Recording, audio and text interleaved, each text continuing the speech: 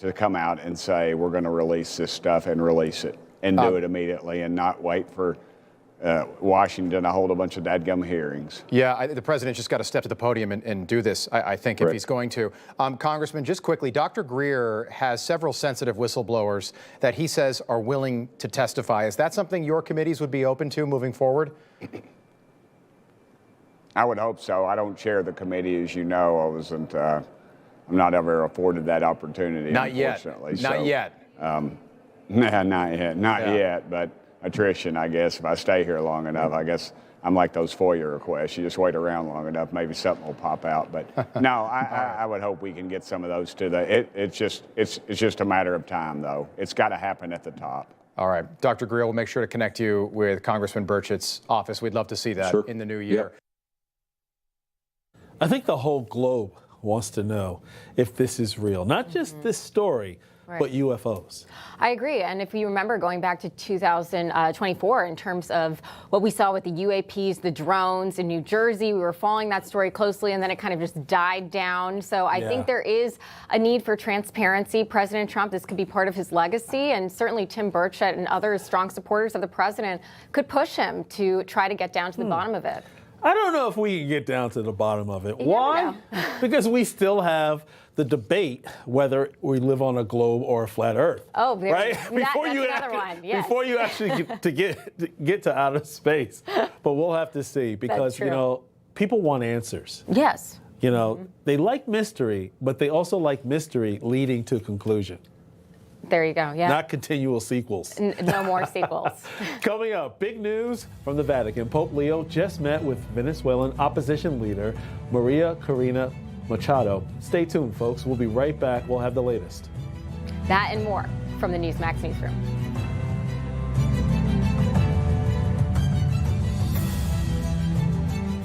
He tells it like it is, with decades covering Washington and the really big stories. Ed Henry cuts through the noise and gives you the facts you need to know. Watch Ed on The Briefing tonight on Newsmax 2. Hi, folks. We're back. If you've been injured in an accident that's not your fault and you don't have an attorney, listen up. We have legal professionals standing by to answer your questions and tell you what your case is potentially worth. Pick up the phone, call now. No matter what you drive, there's only one guarantee.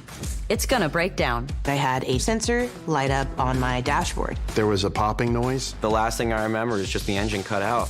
Your next breakdown could be anytime, anywhere, whether you've got the money to fix it or not. It was a thermostat, $2,600. Seat sensor, $1,400.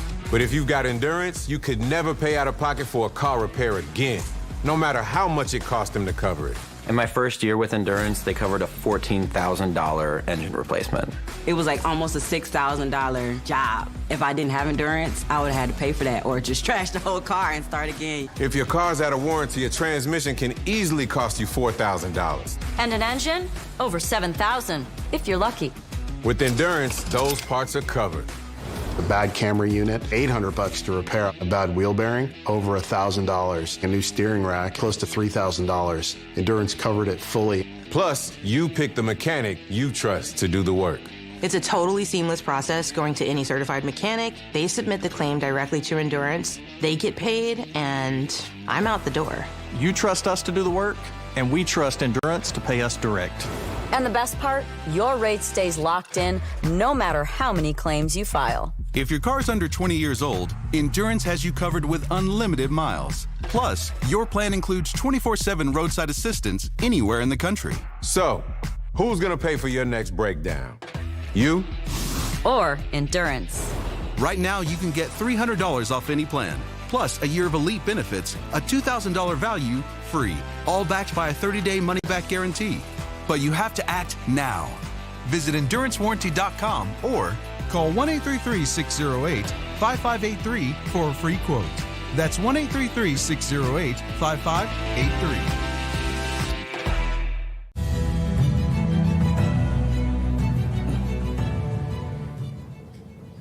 Moments ago, Pope Leo met with Venezuelan opposition leader and Nobel Prize winner Maria Corina Machado. The Vatican did not provide any details, though. Pope Leo has previously called for Venezuela to remain an independent country after the capture by U.S. forces of Venezuelan dictator Nicolas Maduro on the orders of President Trump. John, this is an important meeting as the Venezuelan population, they are about 60% Catholic. This number has been declining, though. Many reports say over 90% of Venezuelans were Catholic at one point in time. So clearly the Pope is trying to facilitate the future here, meeting with Maria Corina Machado. Yeah, I think many, whether you're a Catholic or not, many Venezuelans want order. They want to restore to the prosperous days. And they didn't experience it under Maduro. So that's why you have mass celebration in Venezuela. The Dove TV, encouraging and informative. with mornings on the Dove.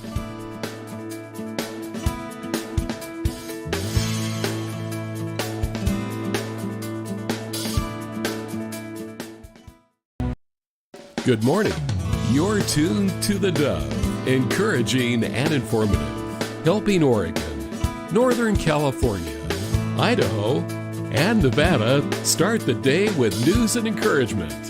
This is Mornings on the Dove. And good morning to you. Welcome to Mornings on the Dove. As you can see, we went from the Dove cabin back to the Dove penthouse. Yeah. Why? Because it's cold out there. Look at that out there. Anyway, good morning. I'm Perry, and that's him. He's here. And you're right. We have a show. It's cold out there. It's cold out there. Very icy. Ice fog. You know what's really interesting? You have that kind of like that wet fog, and then it freezes. Right. And that's what you have out there, and people are slipping and sliding. 27 degrees, my neck of the wood. Ooh. There's just a gleam on the roadway. You can just see it. Yeah, be careful. Yes. 29 at the old farm today. So. And I got stuck behind a wreck. They were cleaning it all out. And I was looking at my watch. You know, when's the last time you felt that pressure / anticipation? You're trying to get to work. You're trying to get someplace on time, and you're being held up. You want to get out and walk up and say, do you expect this to be cleared up sometime in the next year? Yeah. Here they've been working all night, and a smart guy like you comes along. No, I didn't do it. Boy, oh boy. They I just sat there. You know what? They'd slap you down, bury you in the snow, and talk to you next spring. Put your hands behind your back.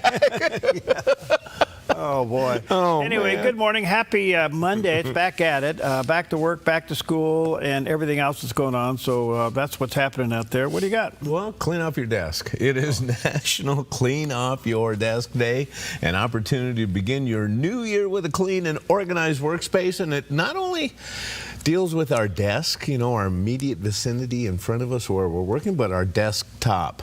Yes. And that tends to get even more cluttered at times, I think. Yeah. Yep. You got any documents laying there that you haven't opened in a while? People use their desktop as like a storage unit. Yeah. It's the worst thing you can do. Yeah. It slows your computer down. And, you know, it makes it messy and you can't find stuff and you think you can, but no. It's, when I see somebody that has about 4,000, you know, files on icons, their desktop, yes. I'm going, you don't know what you're doing. And not only that, you're also telling me you're not organized. True. Yeah. Yeah. Yeah. And you're lazy. And what else? And you no good shiftless. And I wonder if you're reading the Psalms. I was heading in that direction, but I calmed down. Oh, that's good, Perry. That's really good. Well, you know, I do. Anyway, I do a lot of crazy things. You know what the bottom line is?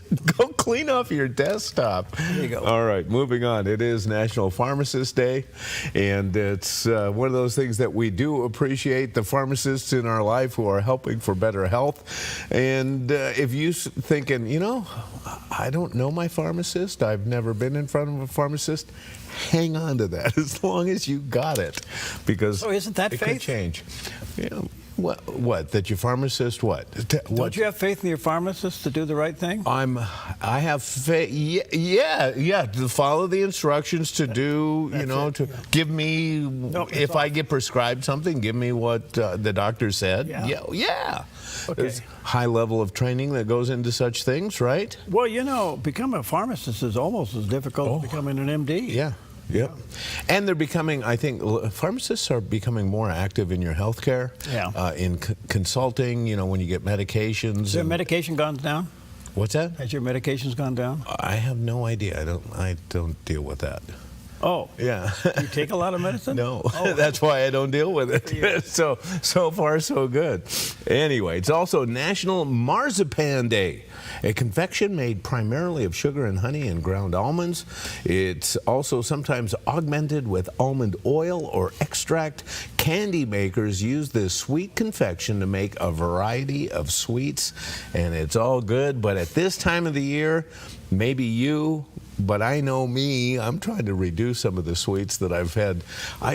Sometimes we kind of overload through the holidays. Ugh, there's so many things available. Things come home that you don't normally eat. Yeah. And you look at them and you think, why didn't I eat this year? And then you start eating something. This is really good. And then, like January 2nd, you get on the scale and you think, well, that's why I didn't eat this all year. All right, so this is the second week of New Year's resolutions. Is this when they start to fall apart? 17 days. Yeah, 17. Yep. Yep, we're about there.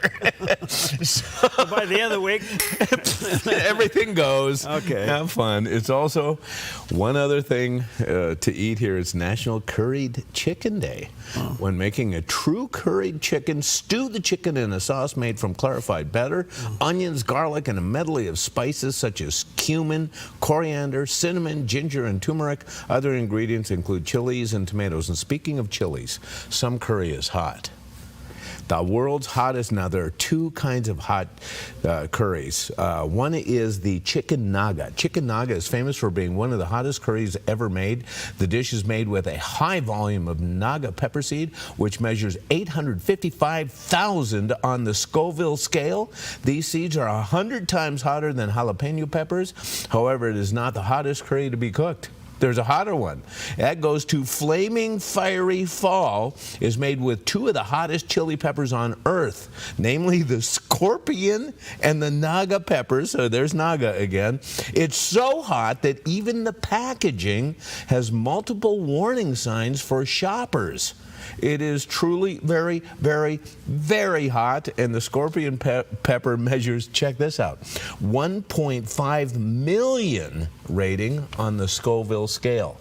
The naga chicken was only 855,000. This is 1.5 million. Wow. Curry is not only delicious, it has had many health benefits, and that comes off, from the spices in curry, such as turmeric and cumin. They have anti-inflammatory properties, so if you're burning your way through, think of the health benefits that you're getting too. But, I like hot, but I'll pass on that. That's too much. Well, I don't like curry. You don't like what? I just don't like it. Okay. Well, that's okay too. Don't throw me out, but No, I won't, because I'm gonna have yours. Okay, fine. Thank you very much. Okay. Yeah, that's all I got for you today. All right. Well, here's Pam's little naga scorpion. A look at our weather from Grange Co-op. Today in northern Oregon and southern Washington, dry conditions with an air inversion and partly sunny for Vancouver, Portland, and Wilsonville with highs in the mid-50s. Patchy fog, then mostly sunny and near 53 in McMinnville.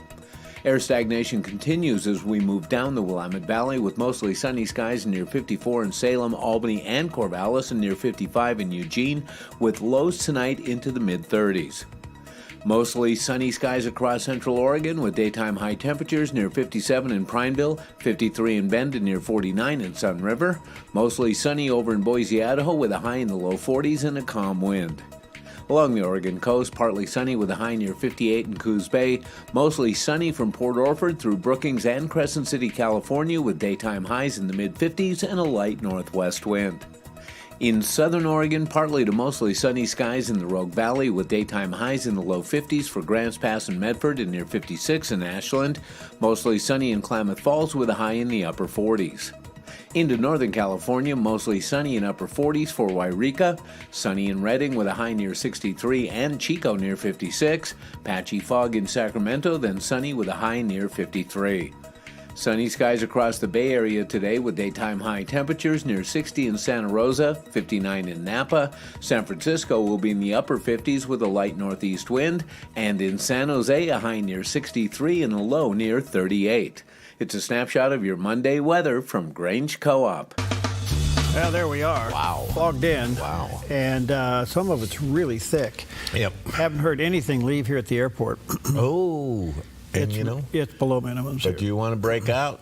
Shady Cove's the line. Has been for the last few days. Yeah, Shady Cove. You come. If you're driving up, if you're driving north, going towards the lake, Shady Cove, you're fogging until you get Shady Cove. You get to the other side, you break free. You're like, whoa! It's amazing. But it's ice fog, so drive carefully out there. All right. Well, time for some encouragement with Dr. David Jeremiah as he encourages us to get into God's Word.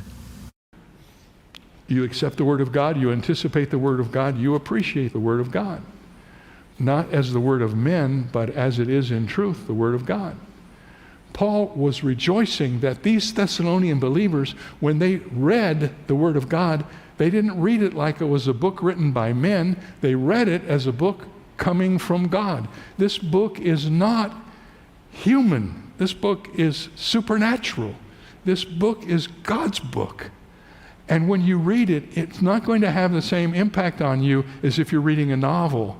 This book will come to you in a way that is just amazing. We should never approach the Bible as we approach other books that we read. The Bible is different in origin and in character and in content and in cost. The Bible is the Word of God. It is inspired by the Spirit of God. I believe the Bible is the inspired, infallible, authoritative Word of God. That's what we teach and preach. That's what we believe. Good stuff. All right, good morning to you. Happy Monday. Drive carefully out there. Plan on a little extra driving time this morning. Things are slow. And for those of you who are late and you want to get in a hurry, you're the ones that cause all the problems. I was feeling so good this morning because when you leave early and you think, you know what, I'm gonna have and you have a nice, relaxed, calm demeanor. Everything is cool. You're kicking back, and all of a sudden you see all the flashing lights up there. You think, uh-oh, my day has just changed. All right. Let's take a look at some of the top stories, and they're changing as we speak. But one of the interesting ones that have popped up is the protest in Iran now is creating an instability there. And it looks like the president's about ready to take action. They have killed 192 protesters, at least that was as of yesterday. Could be more by now.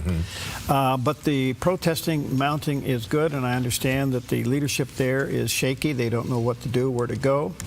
And Marco Rubio, the Secretary of State of the United States, is traveling throughout the region, informing them of what the United States is about to do. And the president basically is saying the second wave is coming in light of them killing innocent people. So we'll keep an eye on that.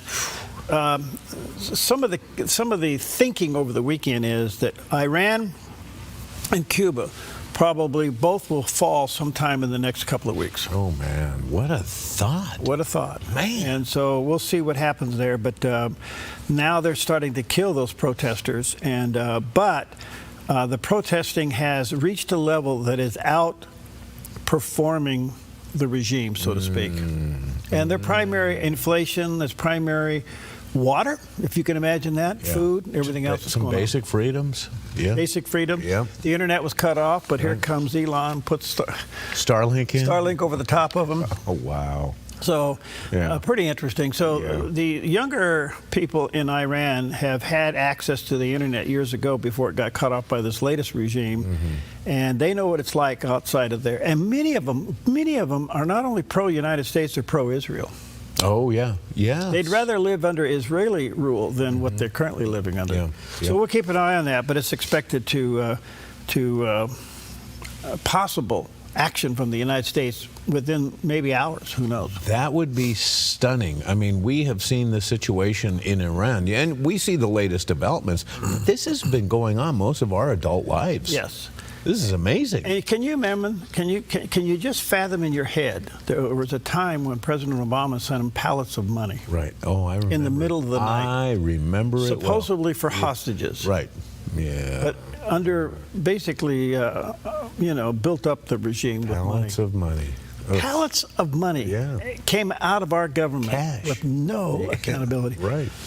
Excuse me. All right. So in the meantime, the president has issued a warning to Cuba to strike a deal with the United States as the communist regime reels from the cutoff of Venezuela oil and financial lifeline. Cuba provided security services for at least 2 Venezuelan dictators. And remember, when they finally got Maduro, he was surrounded by Cubans. Yeah. But from January through November last year, Venezuela shipped an average of 27,000 barrels of oil per day to the island, covering roughly half the Cuba's total oil shortfall, according to the documents that they have found. And all of that has been cut off. They're basically saying this to Cuba: make a deal, or you're just going to absolutely non-exist. Yeah, you blow away. Yeah. So it'll become even a worse third world country just, a few miles off our shoreline. What will we do? I would imagine if Cuba opens up, I would expect humanitarian organizations like Samaritan Purse and others to go in there. Oh, yeah. Yes. We'll see. But right now, Cuba is in trouble. Yeah, it looks like it. In big trouble. Yep. Wait, after all these years, even back through the Kennedy era and the Bay of Pigs, yes. to think that Cuba now could come under United States We were control. Kids when this situation came about. Yes. All right, Minnesota, a mess over the weekend. Unbelievable mess. But the United States Department of Homeland Security is sending hundreds more officers to Minnesota a day after the tens of thousands of people marched in Minnesota streets to protest what's going on there. Let me ask you a little simple question to kind of put this in perspective, because it's very emotional. Yeah. Minnesota's been caught with fraud. Yeah. Basically red-handed. Yeah, speaking of pallets of cash. Okay. Yeah. Basically $18 billion worth of fraud that has been discovered so far. Right. Okay. It's been said that the Minnesotans who are involved in the fraud are behind the protest so that you can shift the attention away from the fraud to the protest. Okay? Yeah, makes sense. Yeah. But the reason ICE is in there, some of the worst is there. Some of the worst murderers, rapists, drug dealers, traffickers are there. All right. Why are they in a state there? Well, look back. Now they've been caught with fraud, and they've been a haven for bad people. And so ICE is in there trying to get the bad people out. Yeah. Instead of ICE pulling back, they're going forward. And here's what Kristi Noem had to say. We're sending more officers today and tomorrow. They'll arrive. There'll be hundreds more, and in order to allow our ICE and our Border Patrol individuals that are working in Minneapolis to do so safely. We're going to continue to, if they conduct violent activities against law enforcement, if they impede our operations, that's a crime, and we will hold them accountable to those consequences. So unfortunately, when you don't have the partnership of the city, Mayor Fry and Governor Walz have been very clear that they're going to continue their rhetoric. They're going to continue to put criminals and corrupt illegal aliens above the people that live in that city and in that state. They've said they're not going to help us, so we'll make sure that we protect our officers, but we also follow through on making sure these criminals are brought to justice. So, look, this is the perfect storm for the left to attach themselves to. But what they're also saying is that they want these bad people in their community. Right. That's what they're saying at the end of the day. And in Minnesota, you got to understand, it's under the umbrella of perhaps one of the largest federal financial fraud happenings in history. Over the weekend, it was stated that California could be worse, but they haven't uncovered California in detail yet. Wow. They already know of $8 billion missing in California. And if there's $18 billion of fraud, which would be social service fraud in Minnesota, California is significantly bigger. And they've already noticed $8 billion. Where is this going to go? Wow. Anyway, it's tough news to deal with. What are you supposed to do with this? Ignore it? No. Is that what the left is saying? The left is saying, leave us alone. Let us continue this. We don't want to obey by the law. We want you to obey by us. Right, and you're zeroing in on this particular fraud is very, very troubling and maybe racist in our eyes. Oh, well, they think it is. Yes, of course. But why do we have laws if you're going to make exceptions to them? Thank you. I don't know. I have no idea. So anyway, we'll see what goes. Anyway, I don't know if they have any scorpion jalapeno there. They need some. They need some, yeah. Burn it through. Well, isn't it interesting? Instead of pulling back from ICE, they're going to increase their presence. Yeah. Now, people will say that you're just inciting a riot. No, the rioters are breaking the law. Right. And of course, we see officials who are saying this was just a mom who was on her way home and was trying to get there. And of course, we know that she's part of a fringe group. They train these people on how to block ICE and how to be an obstruction. And I think these people are emboldened through all of this. They don't realize, you know, people say, I support law enforcement. Well, you have to support all law enforcement, all the laws, not just the ones you like. Yeah, that's absolutely true. And the other part of this is the second and third video of her came out over the weekend. Yeah, I saw that. And yes. and there she is blasting her horn and blocking the street. Right. Now, she's going home from what? And why is she there? Yeah. She went there. She was told by her wife to go there and be a part of this. She crosses her car into the traffic, honks her horn while all this is going on, and then the rest took care of it. So there's 3 angles now of video. And you know what this does? This puts really a shameful light on the legacy media because they're still reporting it as and the other way. Right. And you see people on the other side who are saying this is cold-blooded murder. And you think, you people are so off base. And by the way, I don't want to be too gruesome here by any means, it's early, but where's the bullet hole? The bullet hole's in the front windshield, not the side. Yeah, that's true. She was running over somebody. Right. Yeah. The bullet came from a guy in front of the car. Yes, that's a good point. Yep. Okay. Anyway, so much for all that. We'll take a quick Nega Scorpion. Let's have some hot curry. Really, really hot curry. You know when they serve it to you and the plate melts, you're in trouble. We'll be right back.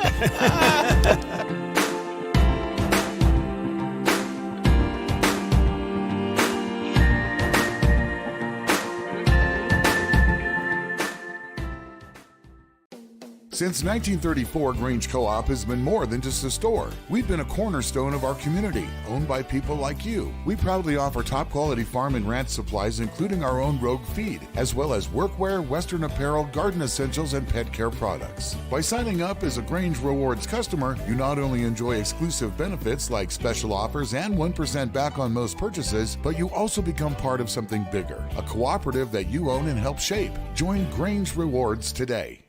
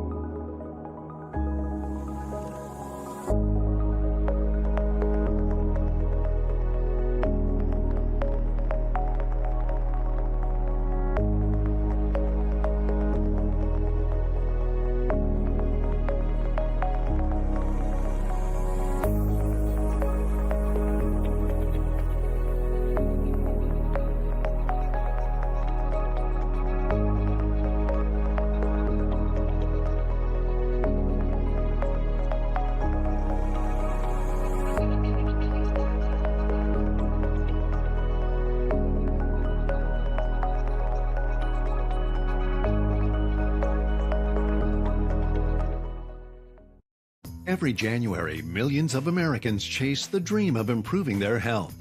But by February, most have already quit.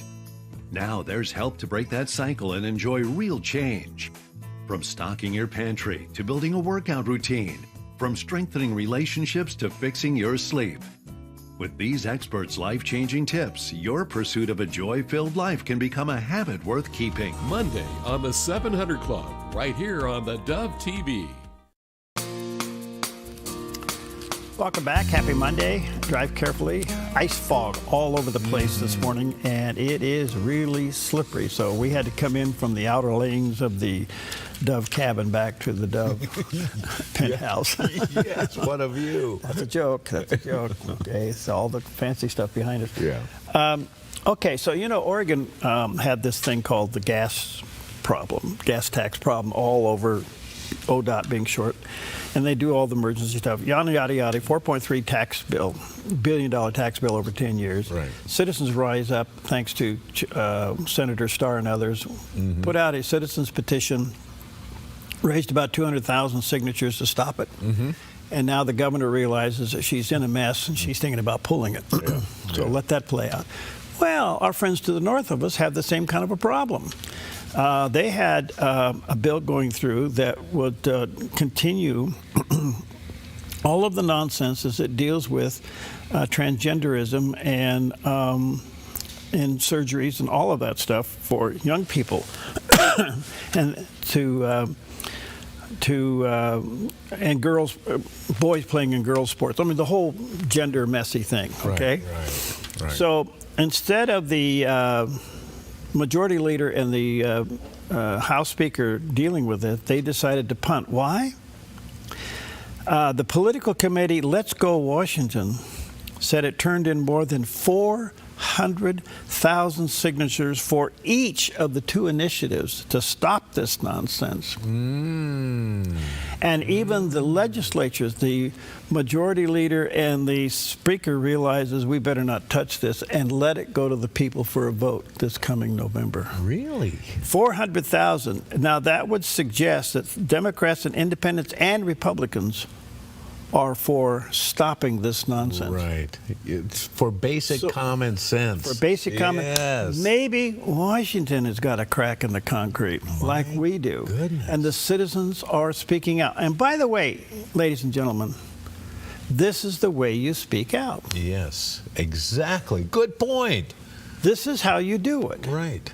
You create a referendum, you get the signatures, you put it on the ballot, and you let the people speak. Amen. Hello, Minnesota, you may want to try that. The problem you got, is there enough conservatives in some of these states? But here, on something that is so morally inaccurate, right, everybody's standing. And so, you know what this tells me? The parents have had enough. Yeah, I think so.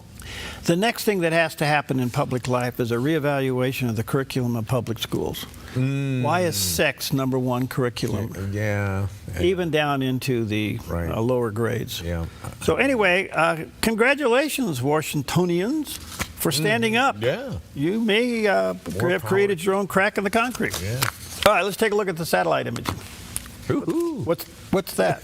There is a whole bunch of moisture out in the Pacific, and it is all swirling up and around us. Check out that band, Perry. That's a lot of moisture. Yeah. And look what's coming our way. Nothing but sunshine and severe clear for the next week at least. Temperatures warming up into the low 50s in a couple days, but before dropping back into the 40s, we need a turnaround in this. We need that jet stream to change a little bit because that's what's going on right now. Well, it's the high pressure off of the California coast and these down around Mexico, or Baja, that's pushing our storm to the north of us and keeping it up there. So one goes clockwise, the other one goes counterclockwise, so we're not going to see. In the meantime, it's chilly out there. We have icy roads. We got freezing fog. Be careful on wherever you're going this morning. Well, you mentioned the new footage of the shooting in Minneapolis, and retired New York Police Department Inspector Paul Morrow discussed the new footage on Fox News. Let's listen in.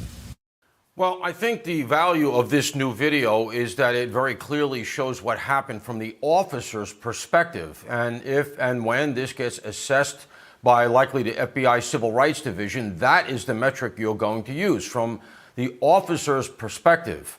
Was this reasonable, taking the totality of the circumstances into play here? Now, the video also expands that totality, and I think that's one of the reasons it's also significant. You can see it's a very highly charged situation, and it's developed into an arrest situation. That's why the officer who fired has his phone out. A lot of ICE doesn't yet have body cameras. The federal government is trying to roll them out, as I understand it, but they haven't gotten them to everybody yet. So he has his camera out from his phone as he goes into this arrest situation because the other officer is very clearly about to arrest the driver who's been impeding their progress for about 4 minutes and interfering all day, which, understand, is a federal felony. And all I will say, in terms of assessing the culpability here and where people stand, is if nothing else, we should recognize that ICE is there lawfully, right, and that these two women were not, and that's got to matter at some point.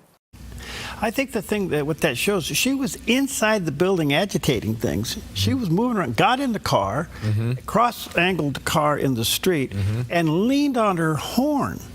I mean, she kept honking the horn and honking the horn and honking. I mean, it just went on and on and on and on. And finally, they try to approach her. They try to arrest her, and the rest is history. Yeah, and Minnesota officials are crying foul right now. They're upset because apparently the federal investigators won't share information with them. They say it's not your jurisdiction. It's interesting, though, that those local officials are the ones who've been withholding information from ICE on illegal activities and illegal. I mean, it's just surreal what's going on there. It is. Well, look, just pray that this doesn't escalate into some civil unrest, that more innocent people die. And you got to understand, the left doesn't care who dies. Right, and they're trying to George Floyd this, and it's actually spreading a little bit right now. Yeah. We're seeing other protests breaking out, so yeah, pray for peace. Pray for peace. Yeah. All right, we'll take a quick break, and we're going to bypass Curry.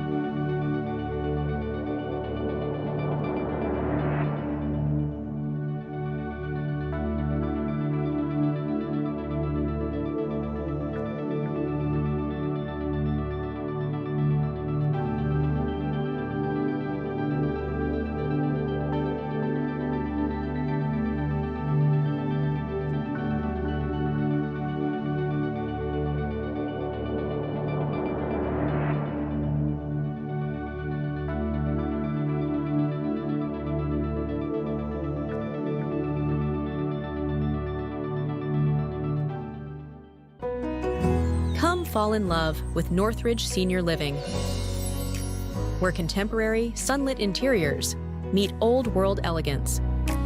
Walk through our lovely hallways and enjoy the fun staff-led activities. Forge lasting friendships with other residents and our exceptional caregivers. Dine in style. Gather near the fireplace under breathtaking chandeliers. Our reasonably priced apartments are spacious with private balconies. Northridge is Christian-owned and operated, pet-friendly, and only 2 blocks from Asante Rogue Regional Medical Center. On-site, in-home care is available. We also offer senior adult daycare, where your loved one can spend the day with us, and the evenings with you. Northridge Senior Living. Your home.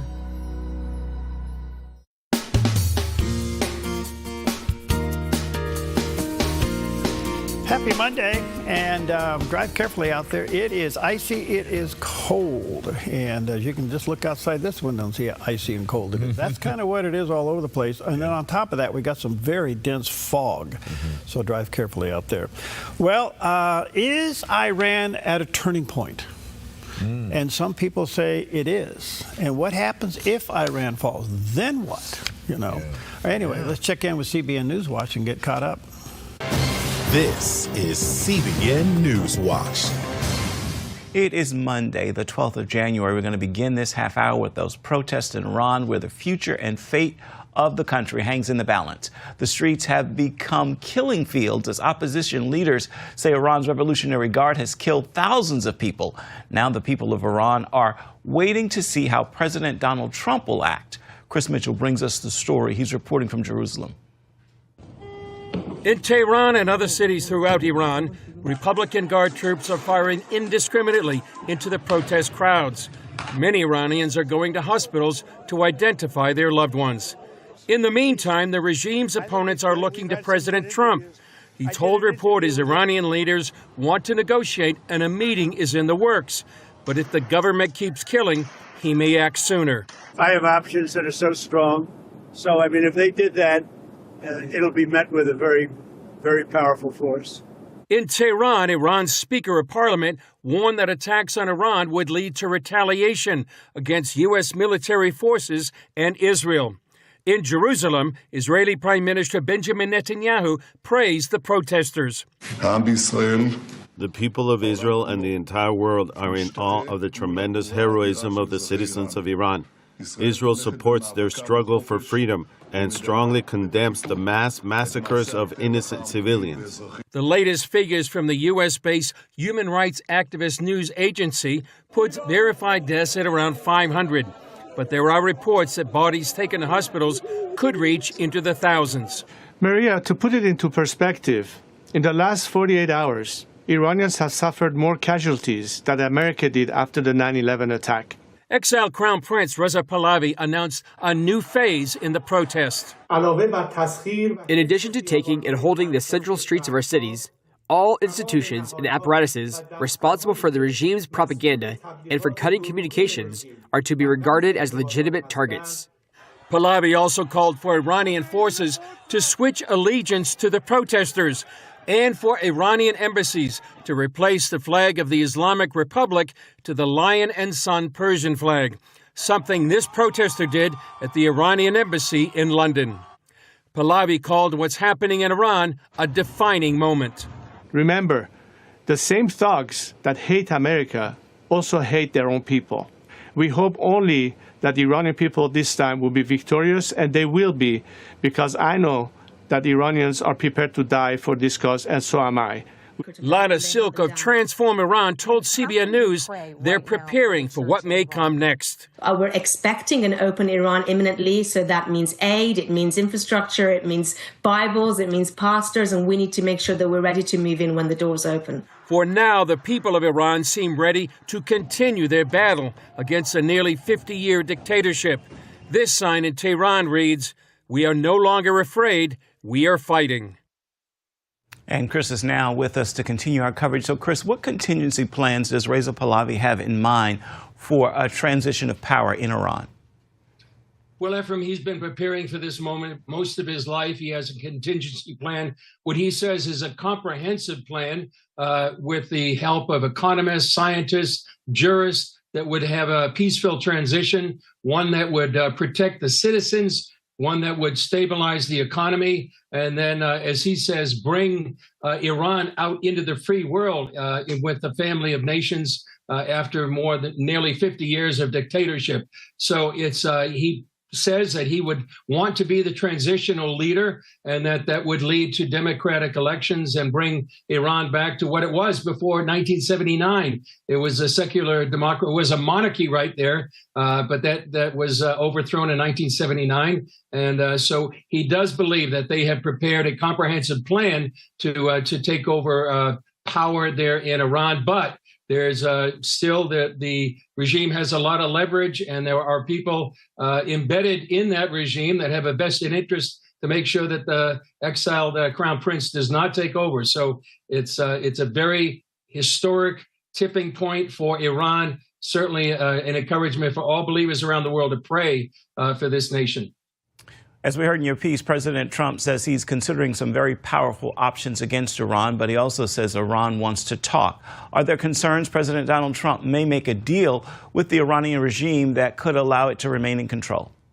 There are concerns, Ephraim, and it depends on what kind of advice, what kind of counsel that President Trump is getting, and that's why some people are concerned that he would fall short of what some people would say is a historic opportunity. Some would compare this to President Ronald Reagan in his moment when he was at the Berlin Wall and he said, "Mr. Gorbachev, tear down this wall." And so I think the concern is that he may not go far enough to actually make the regime fall and answer the cry of these protesters that are risking their lives on the streets. So that it remains a pivotal moment. And there could be concessions that the Iranians will make that could entice President Trump to sort of make a deal. Perhaps they would hand over the uranium, the enriched uranium, or make concessions to preserve the regime.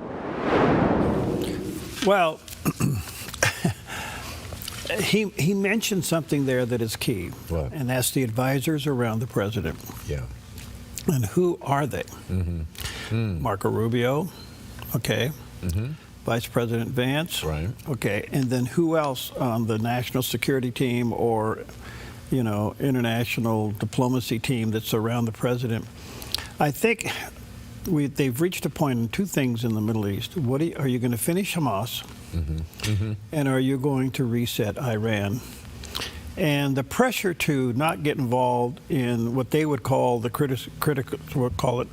nation building. There's a motive now in Iran, and that's the killing of innocent people. Not to mention the supply of all the things that are going on with, with Hamas and Hezbollah and the Houthis. All that's being undermined or being fed by Iran. So we'll see. But it could be that it topples from within, and then it creates a whole other can of worms. Who and what's going to be the next government? Yeah. Does the Crown Prince come back in? And that's interesting that you mentioned that too, Perry, because we see this opposition going on the streets. It is truly grassroots. There is no opposition leader. There's no group that's above anybody else and who might be the heir apparent in case they did topple this regime. So, yeah, lots up in the air. A lot in the air. Yep. All right, speaking of lot in the air, here's a guy that has his head in a cloud. A look at our weather from Grange Co-op. Today in northern Oregon and southern Washington, dry conditions with an air inversion and partly sunny for Vancouver, Portland, and Wilsonville with highs in the mid-50s. Patchy fog, then mostly sunny and near 53 in McMinnville. Air stagnation continues as we move down the Willamette Valley with mostly sunny skies near 54 in Salem, Albany, and Corvallis, and near 55 in Eugene, with lows tonight into the mid-30s. Mostly sunny skies across central Oregon with daytime high temperatures near 57 in Prineville, 53 in Bend, and near 49 in Sun River. Mostly sunny over in Boise, Idaho with a high in the low 40s and a calm wind. Along the Oregon coast, partly sunny with a high near 58 in Coos Bay. Mostly sunny from Port Orford through Brookings and Crescent City, California with daytime highs in the mid-50s and a light northwest wind. In southern Oregon, partly to mostly sunny skies in the Rogue Valley with daytime highs in the low 50s for Grants Pass and Medford and near 56 in Ashland. Mostly sunny in Klamath Falls with a high in the upper 40s. Into northern California, mostly sunny in upper 40s for Wairika. Sunny in Redding with a high near 63 and Chico near 56. Patchy fog in Sacramento, then sunny with a high near 53. Sunny skies across the Bay Area today with daytime high temperatures near 60 in Santa Rosa, 59 in Napa. San Francisco will be in the upper 50s with a light northeast wind, and in San Jose a high near 63 and a low near 38. It's a snapshot of your Monday weather from Grange Co-op. All right, there's a picture of Jerry's other office. Yeah, I haven't checked in yet, though, but yeah. No fresh snow, you can tell by the parking lot there. People are pulling into the lot, though. But it is cold up there. Yeah, boy, it's cold down here, so you can imagine, yeah. It's cold up there. No kidding. Well, he was a famous innovator and automaker, Henry Ford. We talked about him last week. Remember, he like more than doubled his workers' pay, but it came with a catch. Yeah, we can inspect your house. Oh, you're right. We better find no booze, no cards, no gambling, none of that shenanigans that go on. But, he was more than just an innovator in designing cars, in assembly lines, and in building cars, because it was on this day in history that Henry Ford drove to a new land speed record. On January 12, 1904, long before speedometers and seatbelts were even thought of, Henry Ford pushed innovation onto thin ice, literally. On the frozen surface of Michigan's Lake St. Clair, Ford climbed into a bare-bones racing machine known as the 999. It had a wooden chassis, no body, no hood, and absolutely no margin for error. Ford rocketed across the ice at 91.37 miles per hour, setting a new land speed record and shocking the automotive world. The record would stand for less than a month, eventually broken on the beaches of Florida. But for Ford, the real victory wasn't the number, it was the attention. Just months earlier, he had incorporated the Ford Motor Company, and the headlines from that icy run helped put his name and his vision on the map. That daring drive and the attention that it got helped launch what would become one of America's big three automakers. Quite a guy. Oh, my goodness. So he's out on the ice at 91 miles an hour. That's kind of gutsy. That's like coming into work this morning. So is that car in a museum somewhere? I think it is, yeah, because we saw shots of a current picture. I'd like to figure out, see where that is. That's cool. Yeah. That's cool.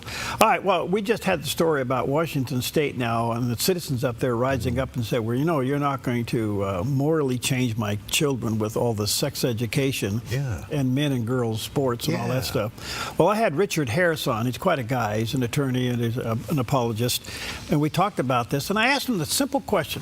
I said, what happened to the moral order of teachers that would think teaching a student about transitioning is more important than, say, math or history or arithmetic? Okay? And here's what he had to say. You know, Perry, there was a socialist, Marxist in the late 19th century, early 20th century named Antonio Gramsci. He was Italian, but he was quite influential, and he wrote and spoke about the need for a long, slow march through the institutions. And while we have rested on our laurels and enjoyed the benefits of living in a nation built on the gospel and on the Bible, we have not realized the threat, the serious nature of the threat that was posed to our country by these subversive philosophies and ideologies. And while we have, like I said, been enjoying life, they have been hard at work for 100+ years, spreading their dogma in our schools and universities, and from there into the other institutions of our country.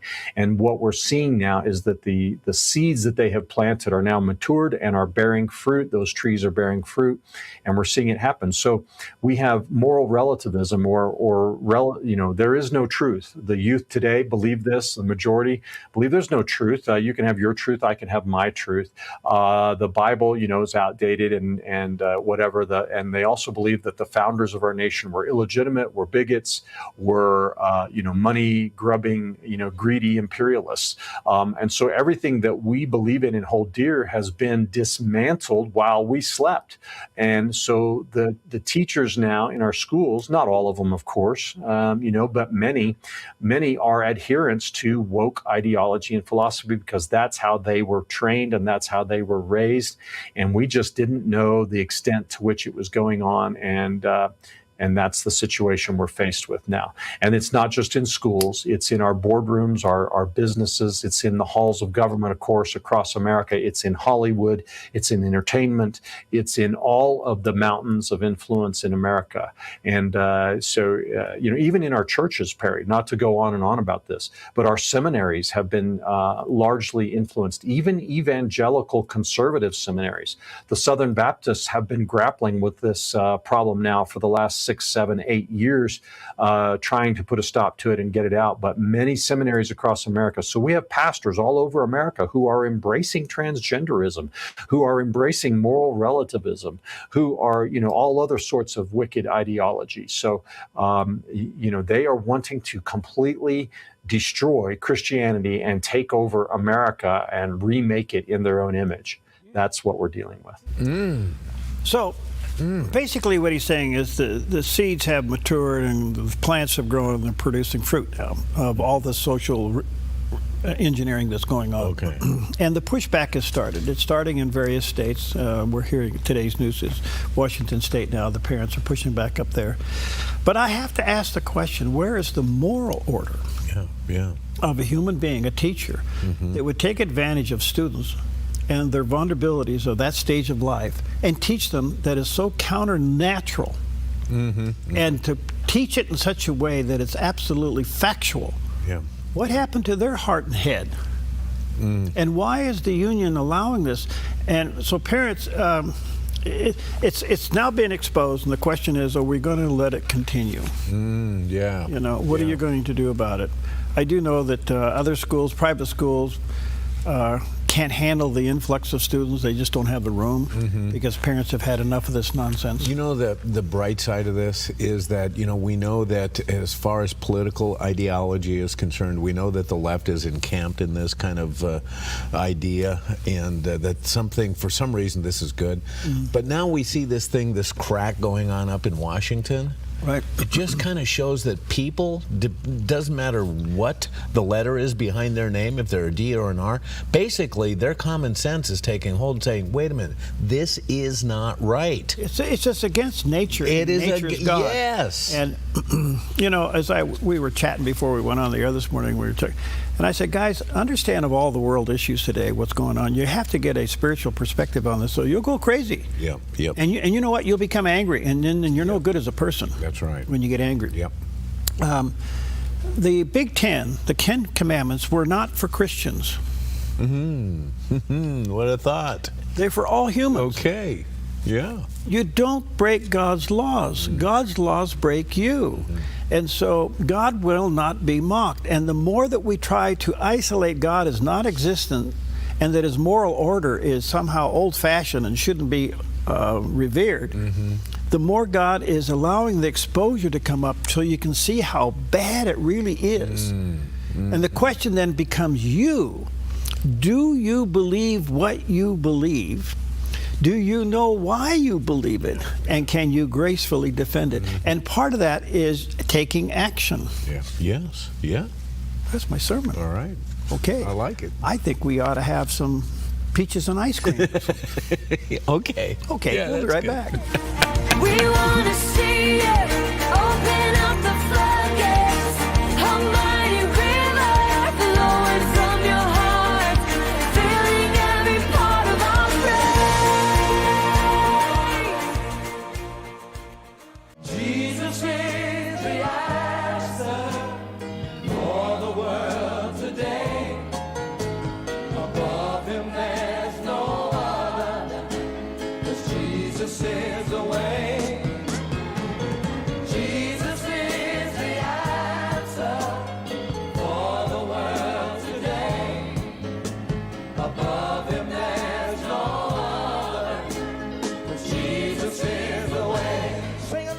Hi, I'm the SOS Alarm guy, here to tell you about a great deal. SOS Alarm will not only beat any internet deal, but will install the system too. So burglars, beware. SOS Alarm for security and beyond.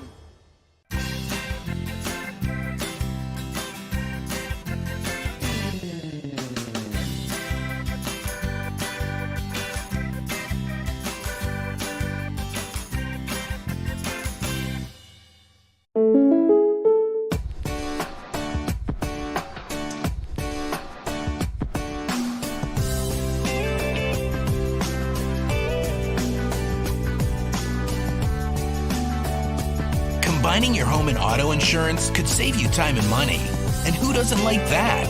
When you want surprisingly great rates on auto, home, and life, call State Farm agent Rory Wold in Medford today. Like a good neighbor, State Farm is there.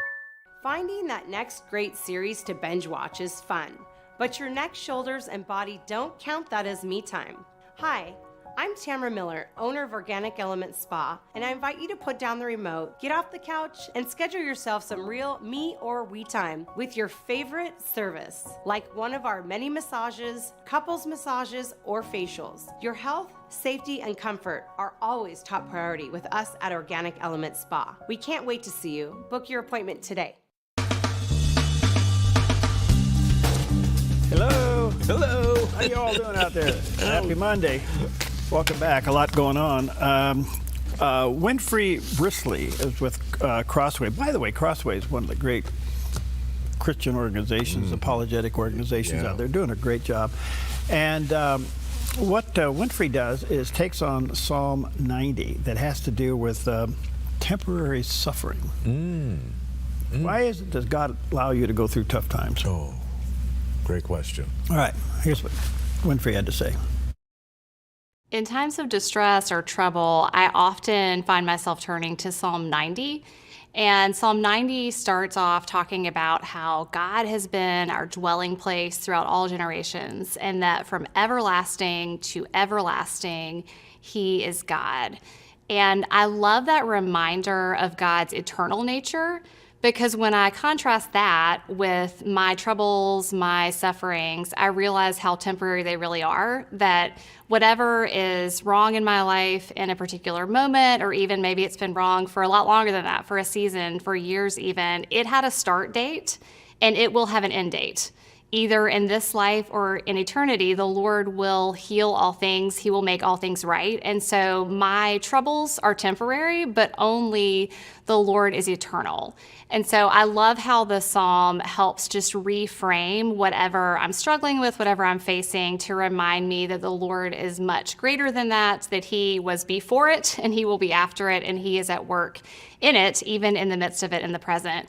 But I also love later in the psalm, there's a verse that says, "Satisfy us in the morning with your steadfast love, that we may rejoice and be glad all of our days."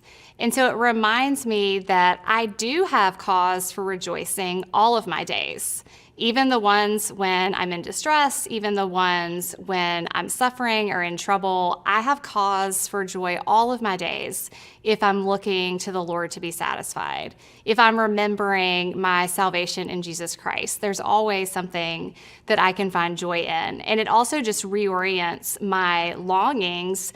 Instead of focusing so much on the change that I want in the present circumstances, or what I want the Lord to fix or to heal or to make different, it's not wrong to ask for those things. He welcomes us to ask that He would intervene and to bring our requests and petitions before Him. But even as I do that, that reminder of being satisfied in Him and realizing that ultimately that's what I need. Ultimately, I need to be satisfied in His love. And I could have all kinds of changes in circumstances that wouldn't really satisfy me the way that I think they would, unless underneath all of that, I'm satisfied in the love of the Lord. And so I love how Psalm 90 points me beyond myself, beyond my circumstances and my struggles, to see that God is eternal, and that I can be deeply satisfied in Him, even if everything else around me seems to be going wrong. Mm-hmm. Yeah. So I was lamenting some of my issues. And you know what I thought of? I guess it was the Lord that put this on my mind. Okay. Can you imagine what the Christian is suffering today in Iran? And I thought, boy, it made my problems pretty small. Yeah, that puts it in perspective. You got to put the perspective on. There's other people that have it much harder than you. Yes. All right, 1 John chapter 3, verse 22, "And whatever we ask, we receive from Him, because we keep His commandments and do what pleases Him." Well, here's the question. Are you keeping the commandments? Let's start with the Big Ten. How you doing? Yeah. All right, there you go. Jerry's up there somewhere. Press on and just fight the good fight, 'cause the pain that you've been feeling, it's just the dark before the morning.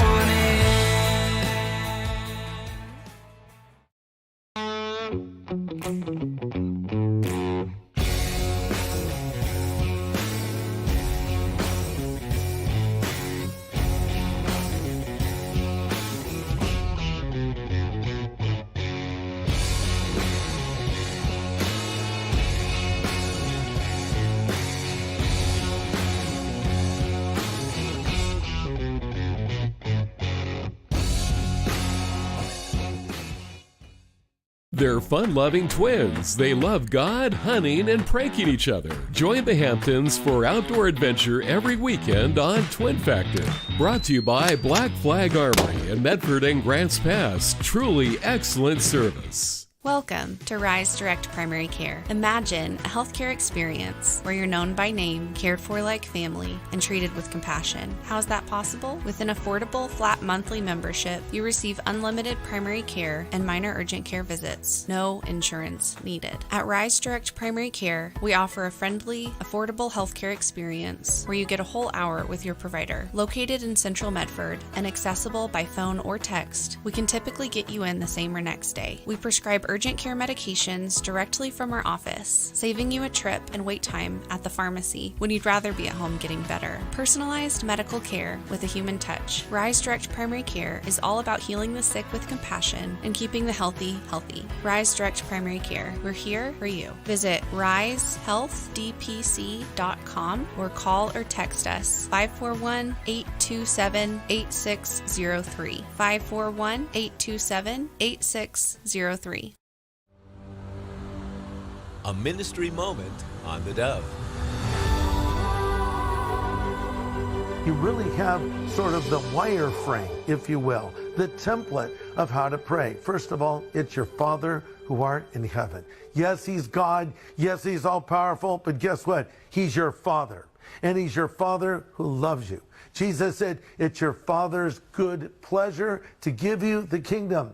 We don't follow a stingy God. We don't follow an angry God. God is not mad at you. God is mad about you. And He can't keep His eyes off of you. And He wants to hear from you. My Father who art in heaven, hallowed be your name. Your kingdom come, your will be done on earth as it is in heaven.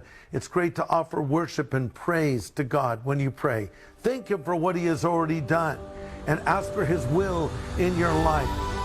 A ministry moment on the Dove. You're watching the Dove TV, encouraging and informative for Monterey and the Central California coast.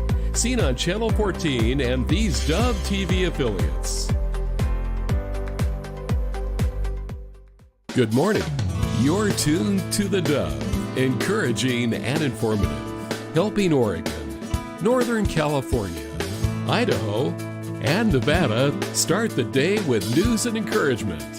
This is Mornings on the Dove. Well, good morning to you and happy Back at It Monday. Welcome to Mornings on the Dove. We had to leave the Dove cabin because we just basically got frozen out.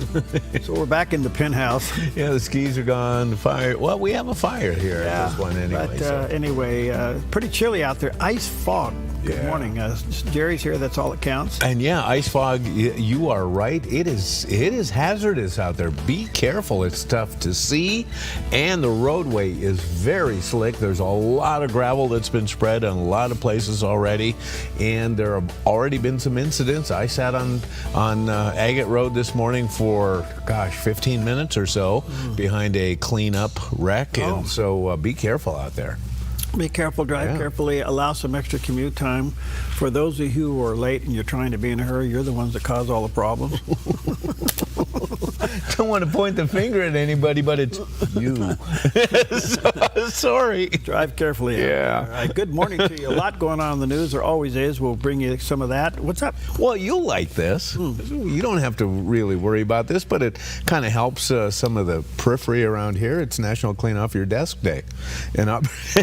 An opportunity to begin your new year with a clean and organized workspace. And it's not just your physical desktop, it is your computer desktop as well. And I have a feeling that if somebody has a dirty physical desktop, their computer desktop's probably a little messy too. What say you? Yeah. Yeah, I think so. People think that their desktop on their computer is a storage unit for things, you know. Right. Now, there's great debate on this, but I do know this, and even the IT people will tell you that if you're going to load your desktop up with icons, it'll slow your computer down. Well, let me ask you this. With that in mind, does it do the same thing to your phone? Yeah. Do you ever go in and see how many applications or apps that you have open? Are you ever surprised at how many might be running at the same time? Yes. Me too. You got to be careful because it'll take your battery out pretty fast. Yeah. Yes. But I've eliminated a lot of apps because your phone comes with 9,000. You don't need all those apps. Yes, so you start right. dumping those things. It's amazing. What did they say? There's 7 apps you use? Probably, yeah. Yes. And you know what? It's funny that you say that because we recently upgraded phones. And when you upgrade phones, it puts all the current apps that are on your old phone onto your new phone. But they're not loaded into the new phone until you touch it the first time, okay? Then it spins and then it loads the app and then it opens for you. Well, we replaced our phones about 2 or 3 weeks ago. and I think I've opened about 3 or 4 of them. That's it. Yeah, it's amazing. Yeah. But the people that have a gazillion on their desktop, on their computer. Yeah. I think first of all, it tells me a lot. Mm-hmm. But you know, I don't. You don't really need to do that. Yeah. I have files. Don't get me wrong. I have some files, and I'd really manage that a lot because just to have all these apps on your thing or files on your thing, you kind of go, do you really go there? Mm-hmm. You know, are you managing correct? But to your other point, you know, we use a system here called Cultural Index, of which all of you have been tested, and I've been tested, and Peggy's been tested, and all this. It's so fascinating to me. I just love it. I should go ahead and get licensed in it, but yeah, I'm not doing anything between midnight and 4.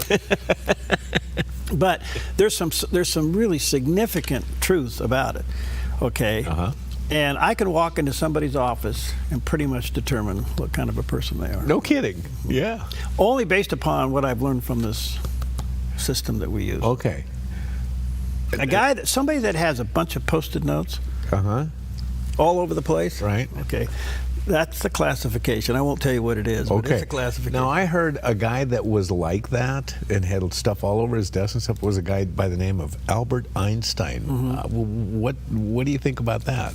Well, see, a messy desk doesn't necessarily mean a messy mind. Oh, okay.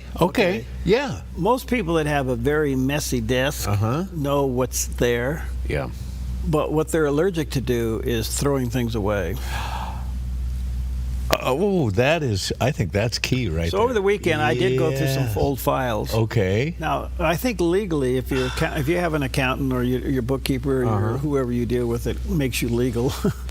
I think it's 7 years you have to keep stuff for 7 years. That was my next question. Okay, But like it's tax 7 years documents. back. Okay, all right, throw it. All right. So I actually went through some things that were sold. I thought, why in the world? And besides, I needed the binder that it was in, so it cleaned it out. You know. But anyway, if you walk into somebody who's very neat, you think this person's just spot on. Not necessarily. Oh yeah, true.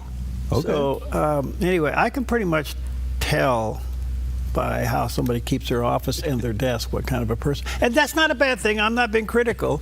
It's just that there are categories that are true. Okay. So, and there's a reason you don't have a desk here anymore. He's not when lying. You were upstairs. I don't have a desk here anymore. I don't. When you were upstairs, and I'd walk in and I'd see your clothes hanging all over the place. Okay. That was my dressing room. It was your dressing room. Right. You had stuff everywhere. You know. Yeah. I called Pam, but that didn't do any good.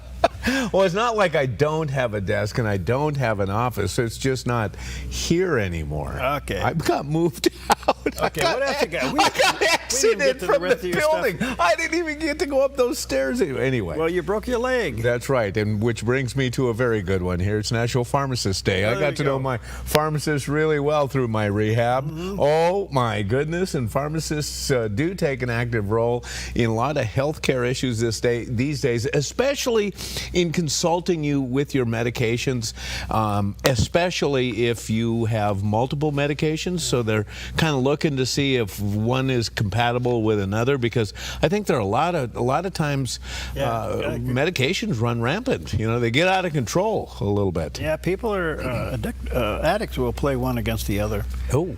But I could always tell when you were on something. I could tell by your pupils of your eyes. You're good. So today, actually, you're pretty clean.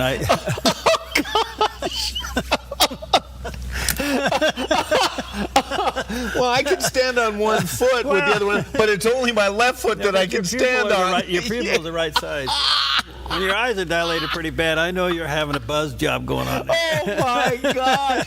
Yeah, I'm not even on Tylenol. Okay. It's National Marzipan Day. Okay. A confection made primarily of sugar and honey and ground almonds. And candy makers use this sweet confection to make a variety of sweets. So whatever your sweet issue is today, enjoy. And then top it off with curried chicken, because it is National Curried Chicken Day.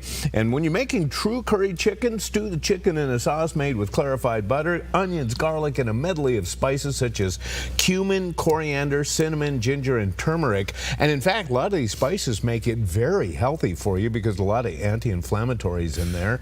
Also, other ingredients include chilies, which brings up the thing about hot curry. Chilies? Well, some hot curries are especially hot. The one that's called chicken naga is one of the hottest. It's famous for being one of the hottest curry dishes ever. It is made with a volume of naga seed pepper, which measures 855,000 on the Scoville scale. These seeds are 100 times hotter than jalapeno peppers. However, it's not the hottest curry ever to be cooked. That one goes to the flaming fiery fall and is made with two of the hottest chili peppers on earth, namely the scorpion and naga peppers. It's so hot that even the packaging has multiple warning signs for shoppers, and it is truly very, very hot. The scorpion pepper measures 1.5 million rating on the Scoville scale. So watch out for that one. I'll pass. I like hot, but that's too hot. All right, well. All right. Here's Pan's little naga scorpion. A look at our weather from Grange Co-op. Today in northern Oregon and southern Washington, dry conditions with an air inversion and partly sunny for Vancouver, Portland, and Wilsonville with highs in the mid-50s, patchy fog then mostly sunny and near 53 in McMinnville. Air stagnation continues as we move down the Willamette Valley with mostly sunny skies near 54 in Salem, Albany, and Corvallis, and near 55 in Eugene, with lows tonight into the mid-30s.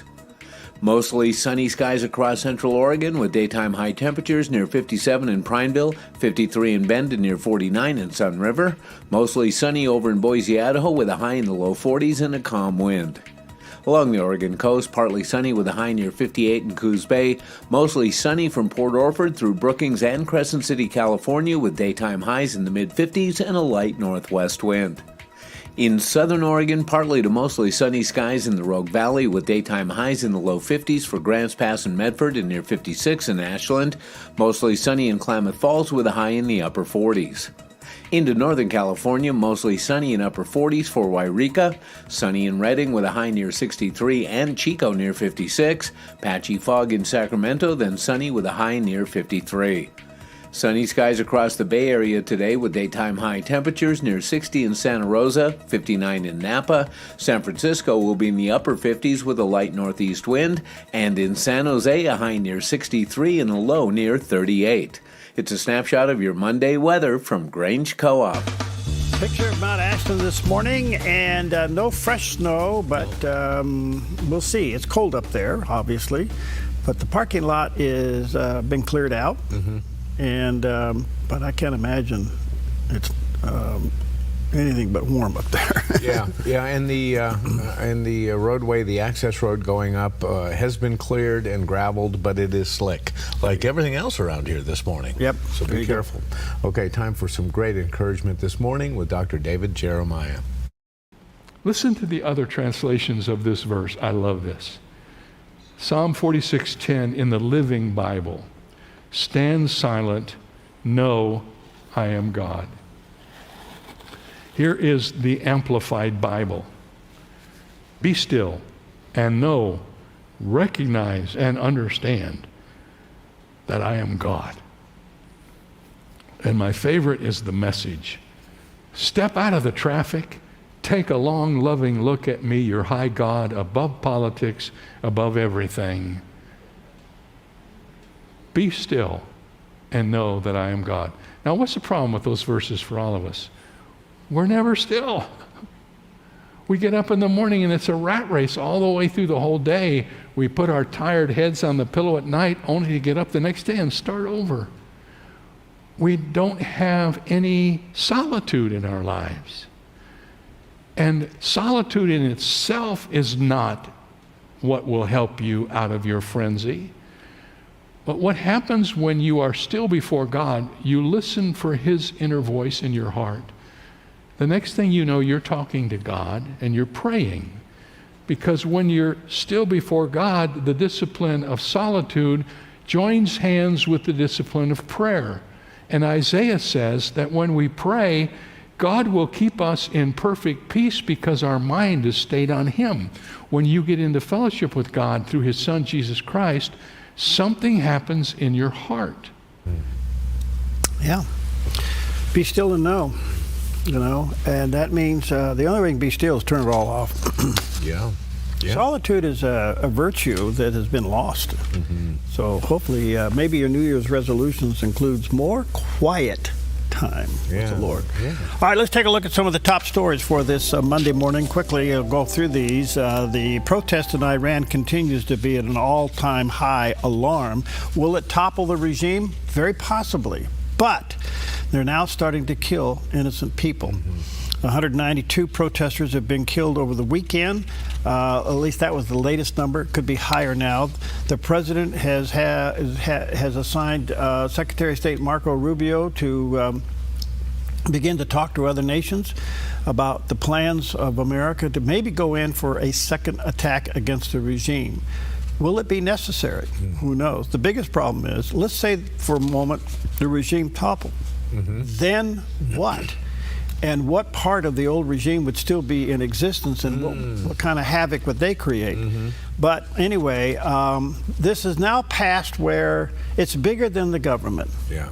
And will it topple? Some say that Iran and Cuba leadership could be non-existent by the end of February. Wow.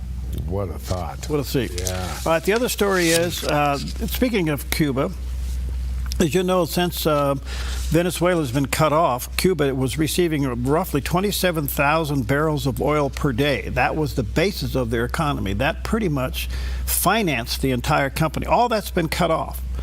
And in the meantime, they were also providing security services for the dictators then in Venezuela. Remember, when they got Maduro, he was surrounded by Cuban thugs. Yeah, right. And so in the meantime, the president is saying to Cuba, make a deal or else.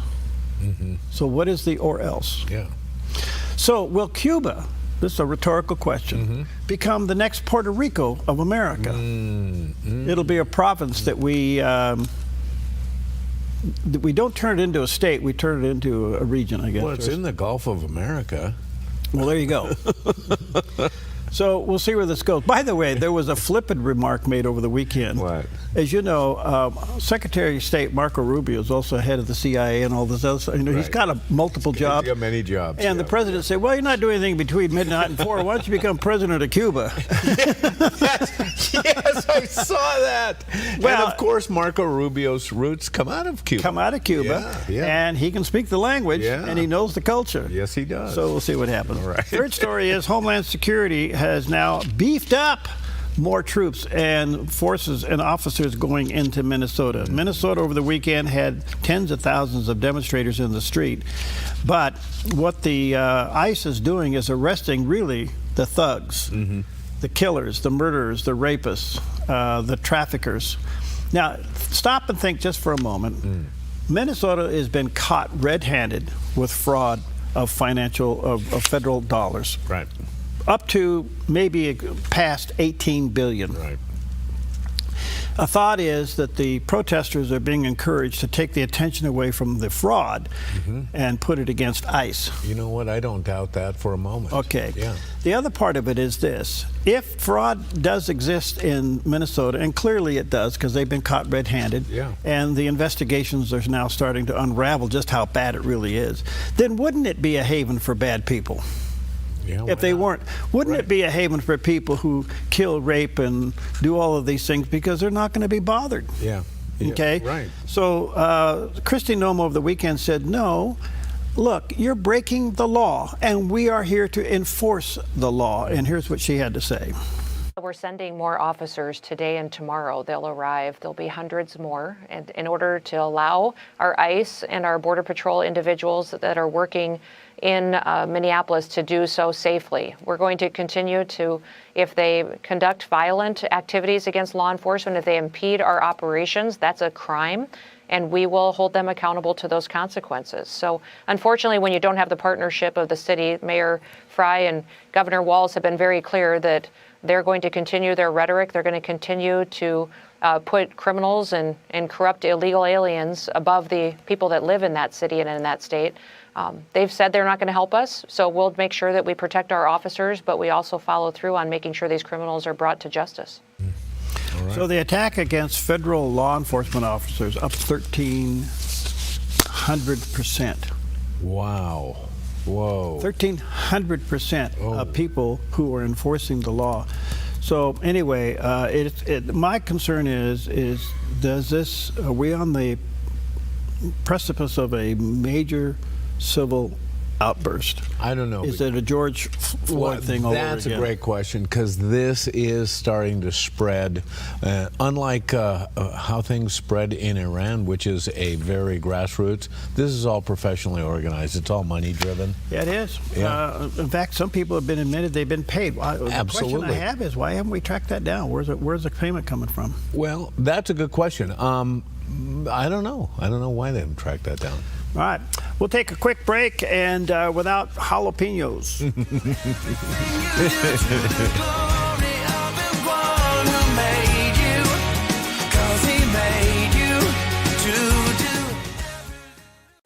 Since 1934, Grange Co-op has been more than just a store. We've been a cornerstone of our community, owned by people like you. We proudly offer top-quality farm and ranch supplies, including our own Rogue feed, as well as workwear, Western apparel, garden essentials, and pet care products. By signing up as a Grange Rewards customer, you not only enjoy exclusive benefits like special offers and 1% back on most purchases, but you also become part of something bigger, a cooperative that you own and help shape. Join Grange Rewards today.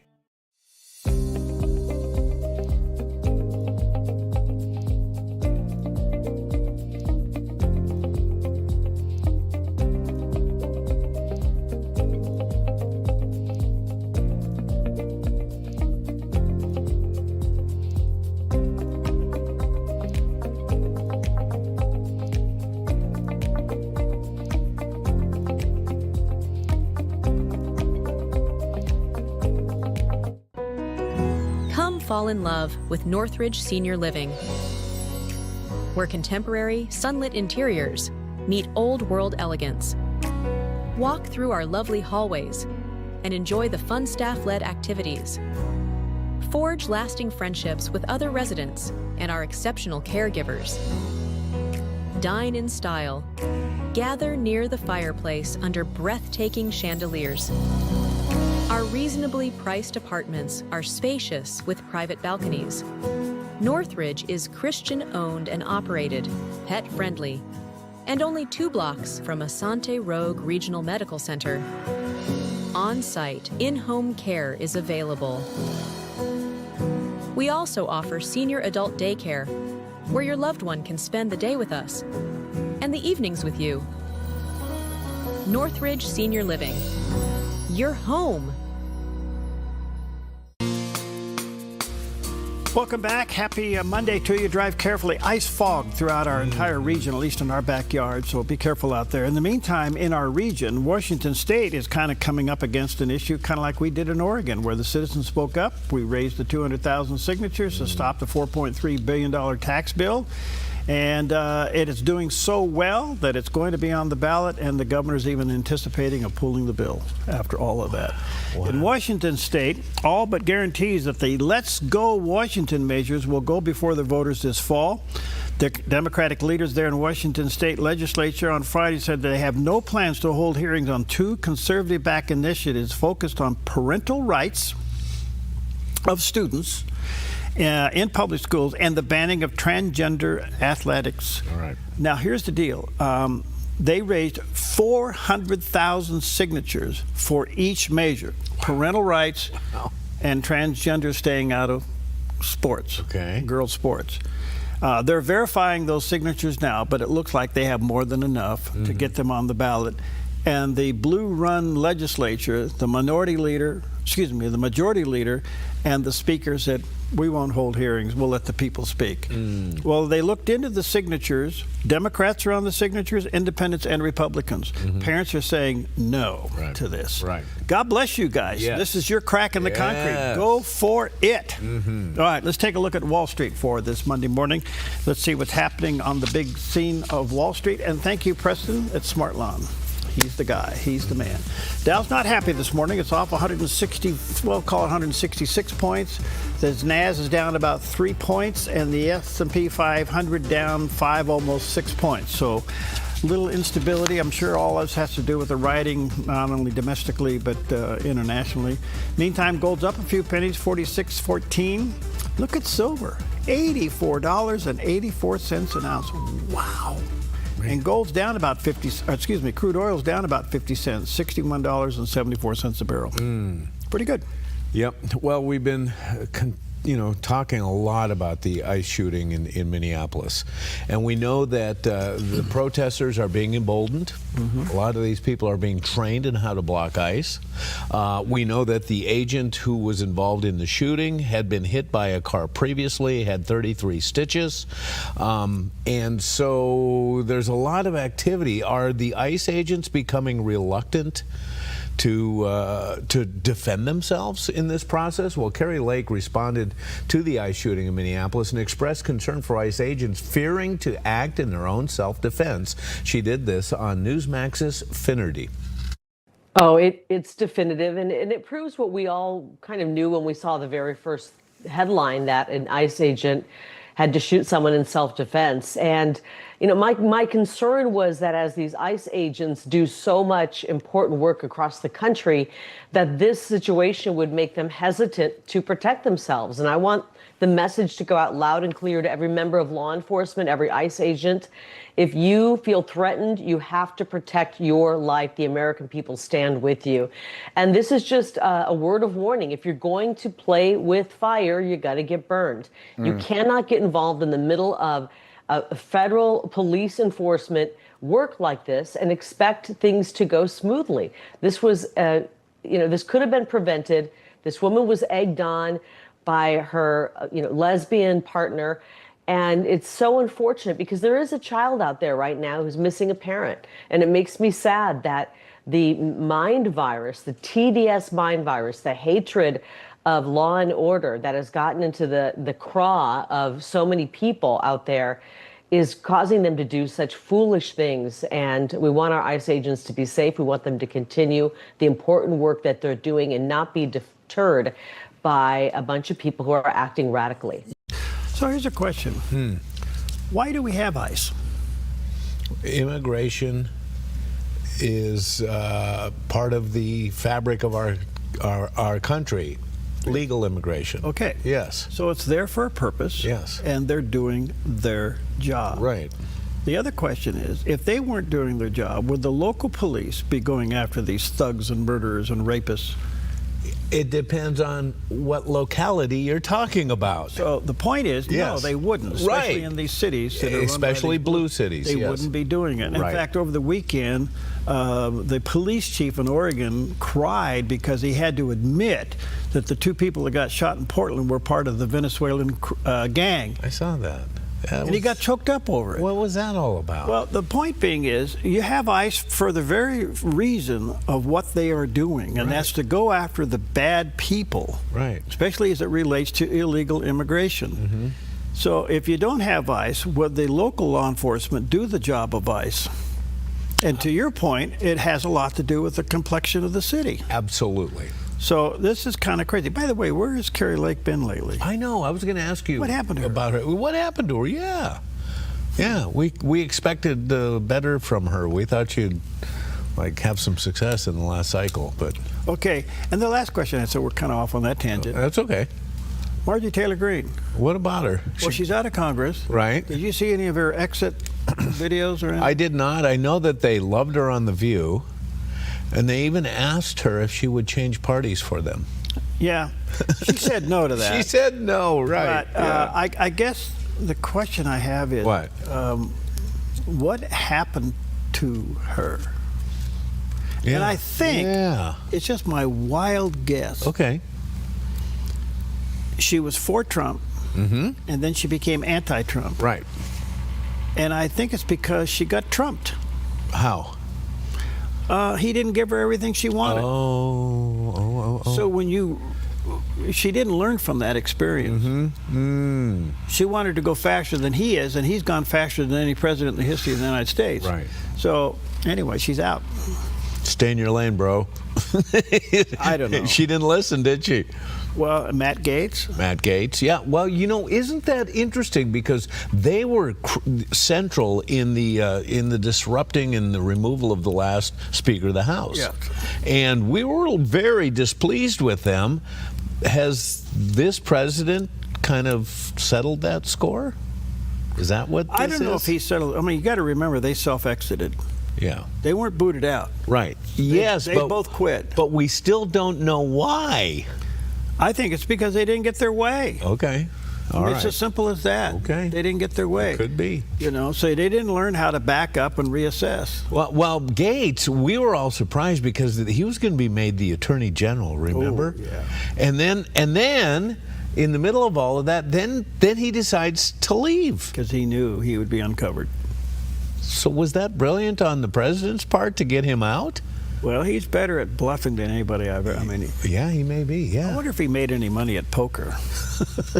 You know what? But he doesn't drink or gamble. Right. I was going to say, I don't think he even is involved in that. Well, you know that at his the Trump Hotel in Vegas. Yeah. No gambling. That's right. Yes. No gambling. Yes. If you want to take your family to a safe place in Vegas, you go to his place. Yeah. Yes. Yeah. Kind of interesting. All right. So much for all that nonsense. I'm still trying to figure out Naga Scorpion Curry. The fact that the word scorpion is in there. Scorpion. I'm out. That's very indicative. That's it. I'm out. We'll be right back. My life is my sacrifice, daily surrendered, and I lift my voice.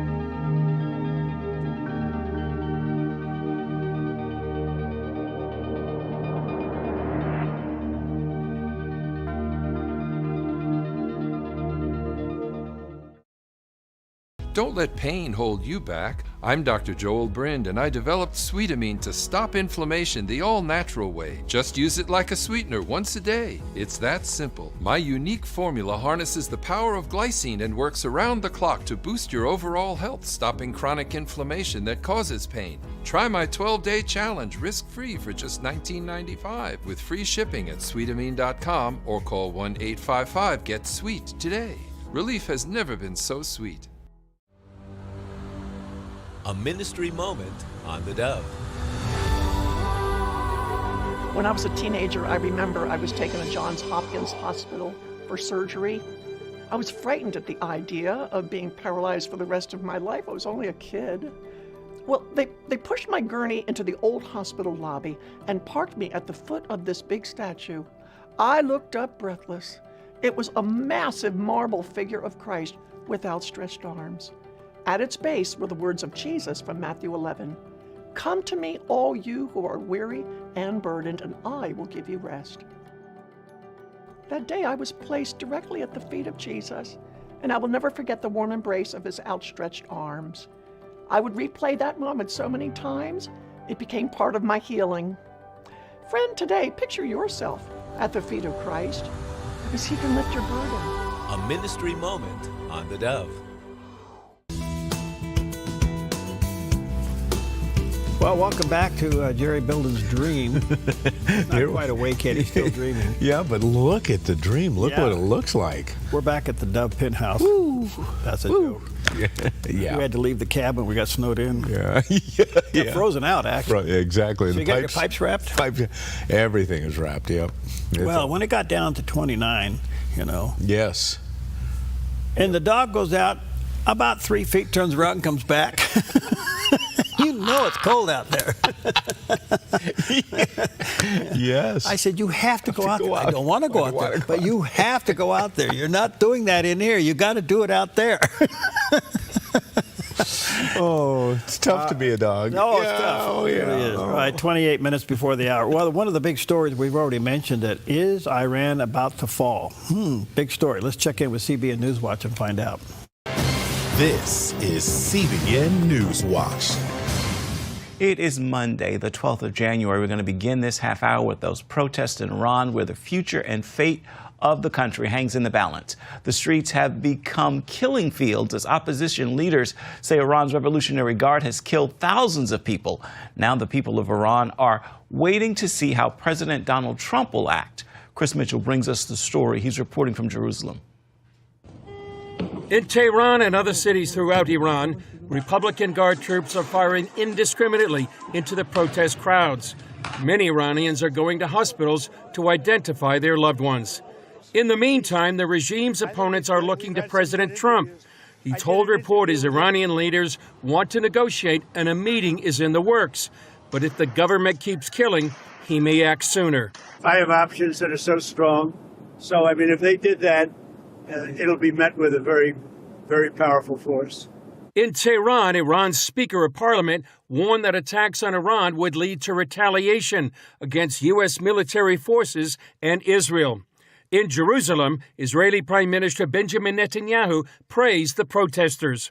The people of Israel and the entire world are in awe of the tremendous heroism of the citizens of Iran.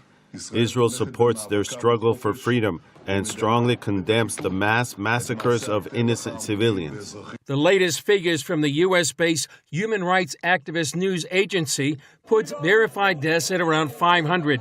But there are reports that bodies taken to hospitals could reach into the thousands.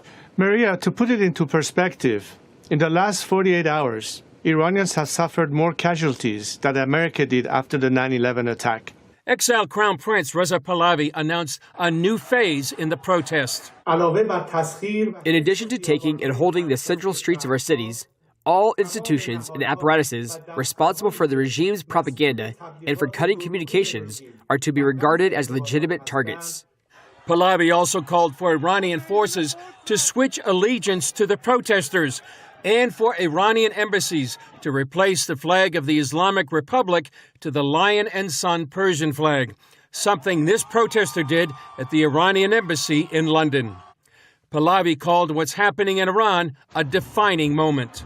Remember, the same thugs that hate America also hate their own people. We hope only that the Iranian people this time will be victorious, and they will be, because I know that the Iranians are prepared to die for this cause, and so am I. Lada Silk of Transform Iran told CBN News they're preparing for what may come next. We're expecting an open Iran imminently, so that means aid, it means infrastructure, it means Bibles, it means pastors, and we need to make sure that we're ready to move in when the doors open. For now, the people of Iran seem ready to continue their battle against a nearly 50-year dictatorship. This sign in Tehran reads, "We are no longer afraid, we are fighting." And Chris is now with us to continue our coverage. So, Chris, what contingency plans does Reza Pahlavi have in mind for a transition of power in Iran? Well, Ephraim, he's been preparing for this moment most of his life. He has a contingency plan. What he says is a comprehensive plan with the help of economists, scientists, jurists that would have a peaceful transition, one that would protect the citizens, one that would stabilize the economy, and then, as he says, bring Iran out into the free world with the family of nations after more than nearly 50 years of dictatorship. So he says that he would want to be the transitional leader and that would lead to democratic elections and bring Iran back to what it was before 1979. It was a secular democracy, it was a monarchy right there, but that was overthrown in 1979. And so he does believe that they have prepared a comprehensive plan to take over power there in Iran. But there's still the regime has a lot of leverage, and there are people embedded in that regime that have a vested interest to make sure that the exiled crown prince does not take over. So it's a very historic tipping point for Iran. Certainly an encouragement for all believers around the world to pray for this nation. As we heard in your piece, President Trump says he's considering some very powerful options against Iran, but he also says Iran wants to talk. Are there concerns President Donald Trump may make a deal with the Iranian regime that could allow it to remain in control? There are concerns, Ephraim, and it depends on what kind of advice what kind of counsel that President Trump is getting, and that's why some people are concerned that he would fall short of what some people would say is a historic opportunity. Some would compare this to President Ronald Reagan in his moment when he was at the Berlin Wall and he said, "Mr. Gorbachev, tear down this wall." And so I think the concern is that he may not go far enough to actually make the regime fall and answer the cry of these protesters that are risking their lives on the streets. So that it remains a pivotal moment. And there could be concessions that the Iranians will make that could entice President Trump to sort of make a deal. Perhaps they would hand over the uranium, the enriched uranium, or make concessions to preserve the regime. Well, those are the issues. The question is, do we go into Iran and do what we did in Venezuela? We actually get them. Yeah. Oh, I wonder. Here's what we don't know. What? What do the citizens want? To your point, the citizen uprising and protest is not led by an organization or an individual. Right. It seems to be genuinely grassroots. Yep. If the son of the Shah comes back into power, it would be the remaking of a monarchy. And how long would that last? And what does it really mean? So what we don't hear here for verification is what do the Iranian people want? I wonder. That's a good question, and you make a good point there. A monarchy may not be satisfying to the people, but how about a monarchy similar to what we see in Great Britain? Well, see, where the people actually have a say in their own self-rule. So the son of the Shah is on the sideline saying to the protesters, "Go for it." Yeah. Okay. Yeah. But that's not a guarantee that he gets back in. No, not at all. Okay, because if you don't get the regime out completely, then you have remaining individuals in there that could be a real headache to any kind of a reform. But I don't know.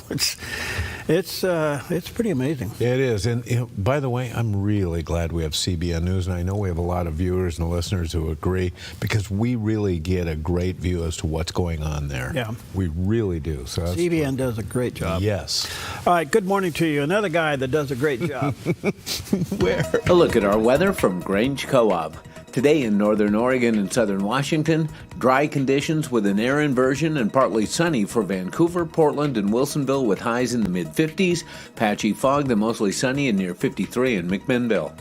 Air stagnation continues as we move down the Willamette Valley with mostly sunny skies near 54 in Salem, Albany, and Corvallis, and near 55 in Eugene, with lows tonight into the mid-30s.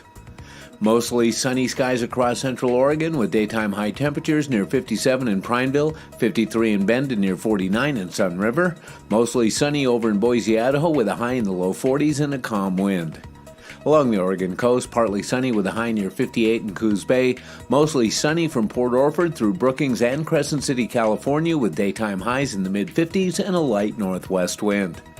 In southern Oregon, partly to mostly sunny skies in the Rogue Valley with daytime highs in the low 50s for Grants Pass and Medford and near 56 in Ashland. Mostly sunny in Klamath Falls with a high in the upper 40s. Into Northern California, mostly sunny in upper 40s for Wairika. Sunny in Redding with a high near 63 and Chico near 56. Patchy fog in Sacramento, then sunny with a high near 53. Sunny skies across the Bay Area today with daytime high temperatures near 60 in Santa Rosa, 59 in Napa. San Francisco will be in the upper 50s with a light northeast wind, and in San Jose a high near 63 and a low near 38. It's a snapshot of your Monday weather from Grange Co-op. A little bit of a sunrise this morning, and that is beautiful. Why? Because it's above the fog. Yes. There you go. All right. All right. We talked a little the other day about a guy who was a famous innovator and automaker. His name was Henry Ford.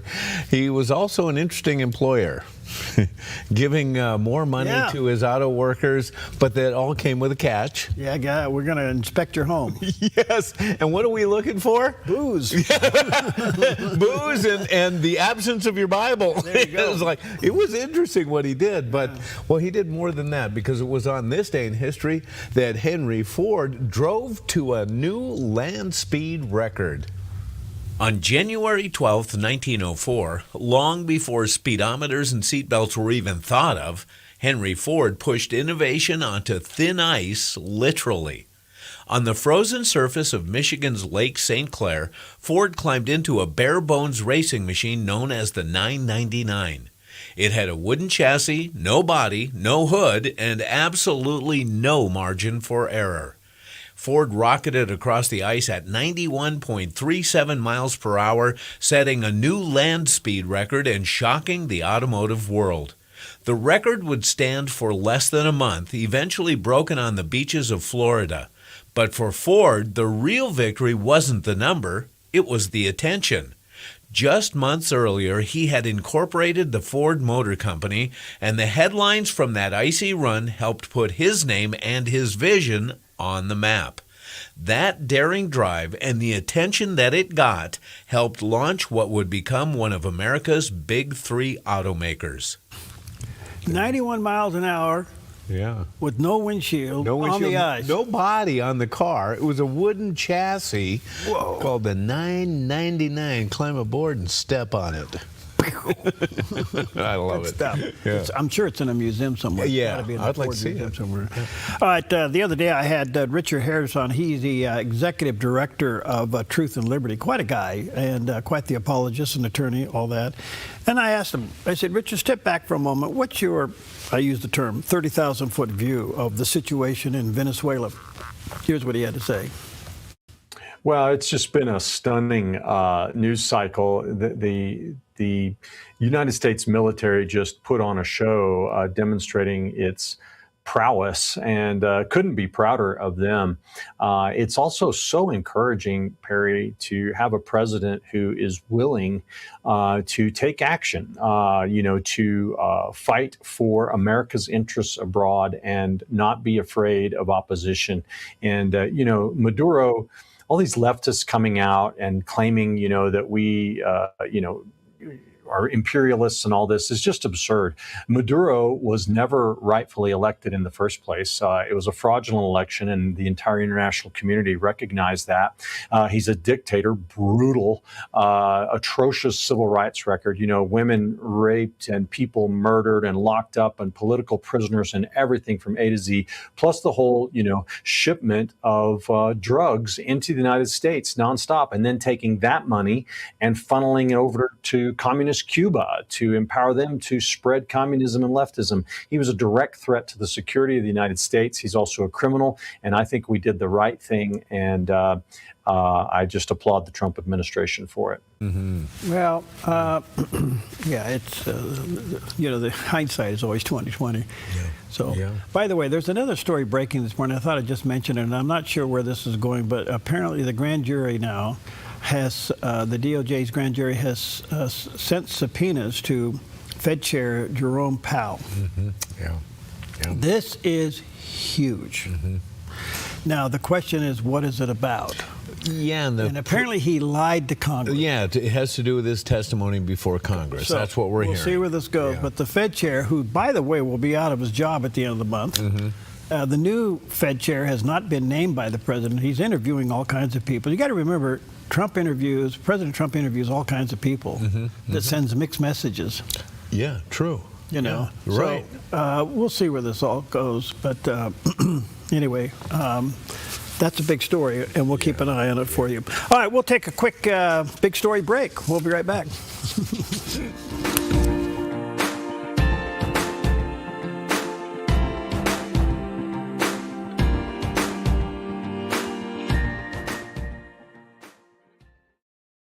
Have you seen Mornings on the Dove? Did you go to any of the No Kings rallies? Oh, because I woke up this morning and we still didn't have a king. They found a hunting stand with a clear line of sight to the president's plane. His security's got to be absolutely intense. Well, he was the guy that took golfing to the moon. He secretly smuggled the head of a 6-iron. He should be in the Golfers Hall of Fame. News with a little bit of common sense. Mornings on the Dove, weekdays 6 to 8 a.m.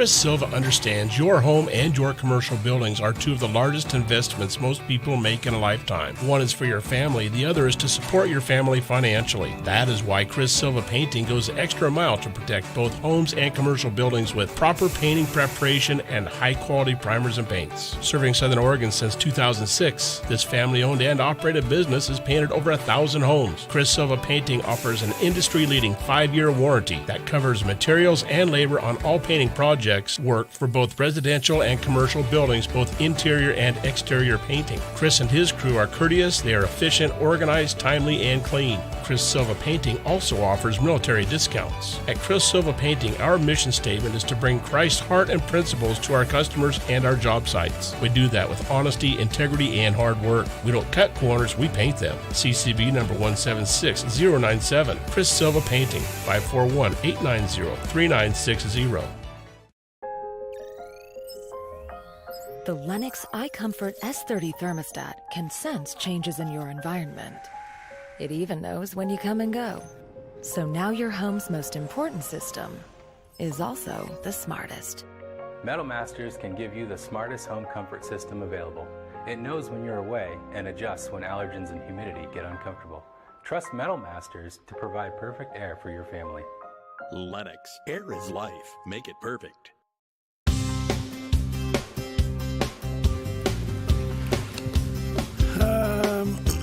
How you doing out there? Happy Monday to you. Hope you are doing well, and drive carefully. Yeah. A lot of icy fog. If you're late for work, don't drive like you're late for work. Yeah, because you're the problem. You could be. Yeah. I just looked outside our window there. It looked like it snowed. It's so icy out there. So let's be very, very careful. All right. Do you know the comedian Jeff Allen? You ever watch him? Jeff, I don't know. Do I know him? Well, he's kind of a fun guy. Yeah? All right. So he talks about how the Lord saved him, and here's a little bit of his take on it. Yeah.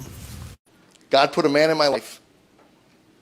He was doing comedy for $100 a week. The guy was worth, I don't know, $4, $5, $6 million. Sold his business, made millions of dollars. Just wanted to go on the road and do comedy. He was 50-some years old. Wasn't a very good comic. But he didn't have to be. I mean, he had all the money he ever needed. He's the only guy that we ever worked with that pulled into the jobs with a 450 SEL Mercedes. I'm coming in on the Greyhound, you know. What I didn't know about him was he was a fundamentalist Christian, and I didn't know that. And we're talking about life, we're talking about this, we're talking about that, and then he brings up the Bible. And I said, don't give me the Bible, I don't want to hear the Bible. And he says, what do you mean? And I said, I'm an atheist, I don't believe in that garbage. And he says, well, what is it about the Bible you don't think is true? And I said, I don't know, I never read it. And he said, well, you're not an atheist, you're a moron. And I asked him to explain himself, and he said, well, to be honest with you, a true atheist is not only a biblical scholar, but is scholarly in all the face of the earth. And after a long intellectual journey has come to the conclusion that there is no God of the universe. You, on the other hand, want to circumvent the entire intellectual process and just come to the conclusion that there's no God. That's lazy and moronic. So at the end of the week, he said to me, there's a guy in Denton, Texas, a man named Tom Nelson. He said, he teaches the Bible the way I think you would like it taught. And I'd like to sign you up for some study tapes. And I said, will it cost me anything? And he said, nope. And I said, well, then knock yourself out. I'm not paying a nickel for that. And then he said, can I send you a Bible? And I said, hey, I've tried reading them. And believe me, I did. I opened them up in hotel rooms. I had read somewhere the Bible was the living, breathing Word of God. I didn't get it. I'd open it up, look at it. Come on, do something for me. I'd read. I couldn't get it. I didn't understand it. So he sends me the tape, sends me the Bible, time goes by, and God implodes my life. He was imploding my life. And a few days goes by, I'm walking by the tapes, and I said, little voice says, open one up. And I said, okay. I start to walk, another voice says, well, for what? There's nothing in there for you. Nothing.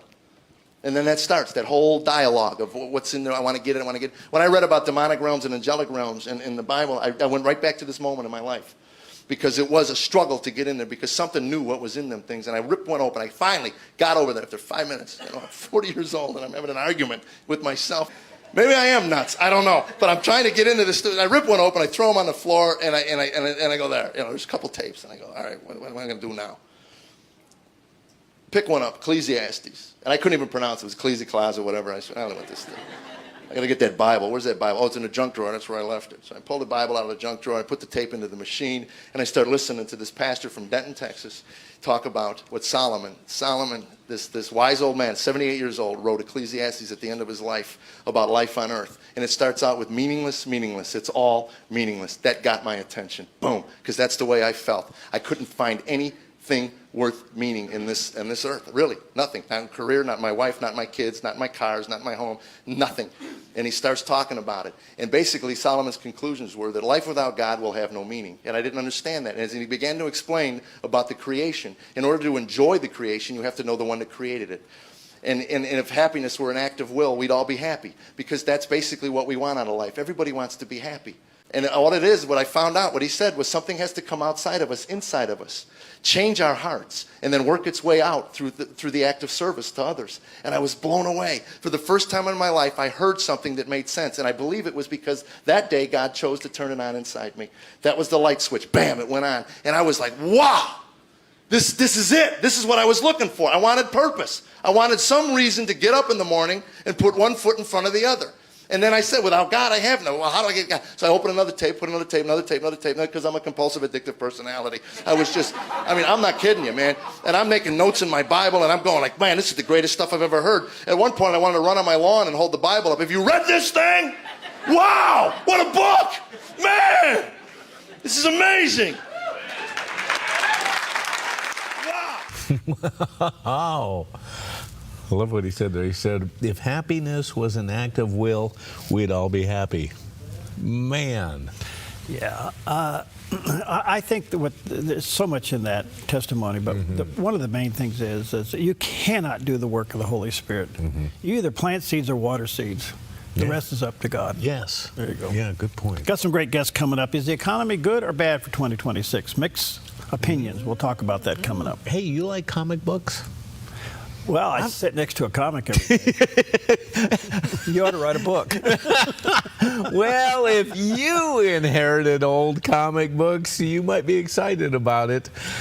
But if you inherited these, you'd be ecstatic about it. Check this out. 3 brothers in Northern California thought they were just cleaning out their late mother's attic last holiday season. Instead, they uncovered a hidden treasure worth millions. Buried beneath decades of old newspapers and cobwebs was a carefully preserved stash of vintage comic books, 6 incredibly rare issues dating back to the Great Depression and the early days of World War II. Among them were 5 early editions of Action Comics, the series that introduced the world to Superman. But the real jaw-dropper was a pristine copy of Superman #1 from 1939, long considered the holy grail of comic collecting. Their mother had always hinted she owned valuable comics, but never showed them. Turns out she wasn't exaggerating. After experts examined the find, the Superman comic shattered records, selling for more than $9 million, making it the most expensive comic book ever sold. A simple attic cleanup turned into a once-in-a-lifetime discovery and proof that sometimes the greatest superpowers are hiding right above your head in the attic.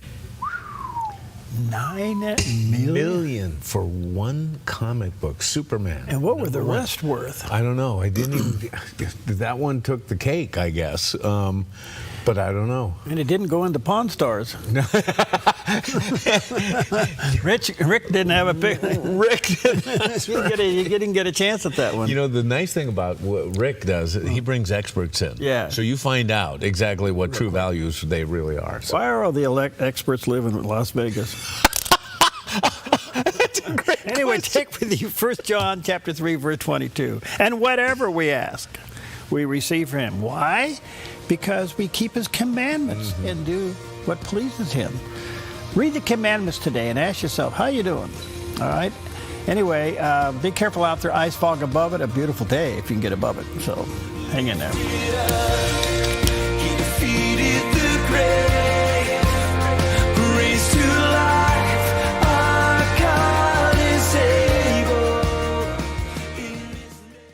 He's got the whole world in his hands, and he knows the plans for us above and beyond.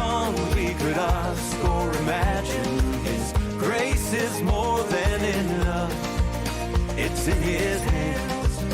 It's in his hands. He's got the whole world in his hands. Come on, Steve.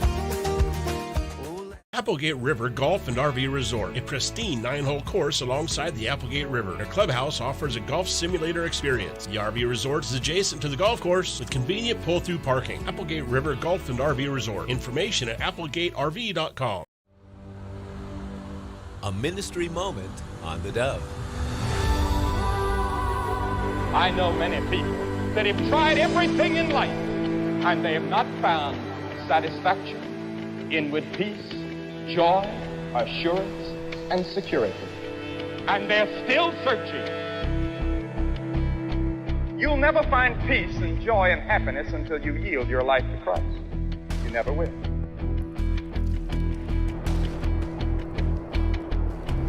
You have a moment right now.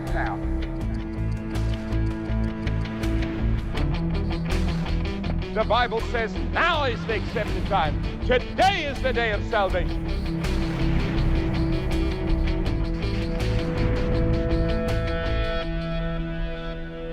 People are searching for the answers. You must make the choice. A ministry moment on the Dove. Finding that next great series to binge watch is fun, but your neck, shoulders, and body don't count that as me time. Hi, I'm Tamara Miller, owner of Organic Element Spa, and I invite you to put down the remote, get off the couch, and schedule yourself some real me or we time with your favorite service, like one of our many massages, couples massages, or facials. Your health, safety, and comfort are always top priority with us at Organic Element Spa. We can't wait to see you. Book your appointment today. Every January, millions of Americans chase the dream of improving their health. But by February, most have already quit. Now there's help to break that cycle and enjoy real change. From stocking your pantry to building a workout routine, from strengthening relationships to fixing your sleep. With these experts' life-changing tips, your pursuit of a joy-filled life can become a habit worth keeping. Monday on the 700 Club, right here on the Dove TV. The Battle of Political and Religious Liberty with Jay Sekulow. Wednesdays and Thursdays on the Dove TV.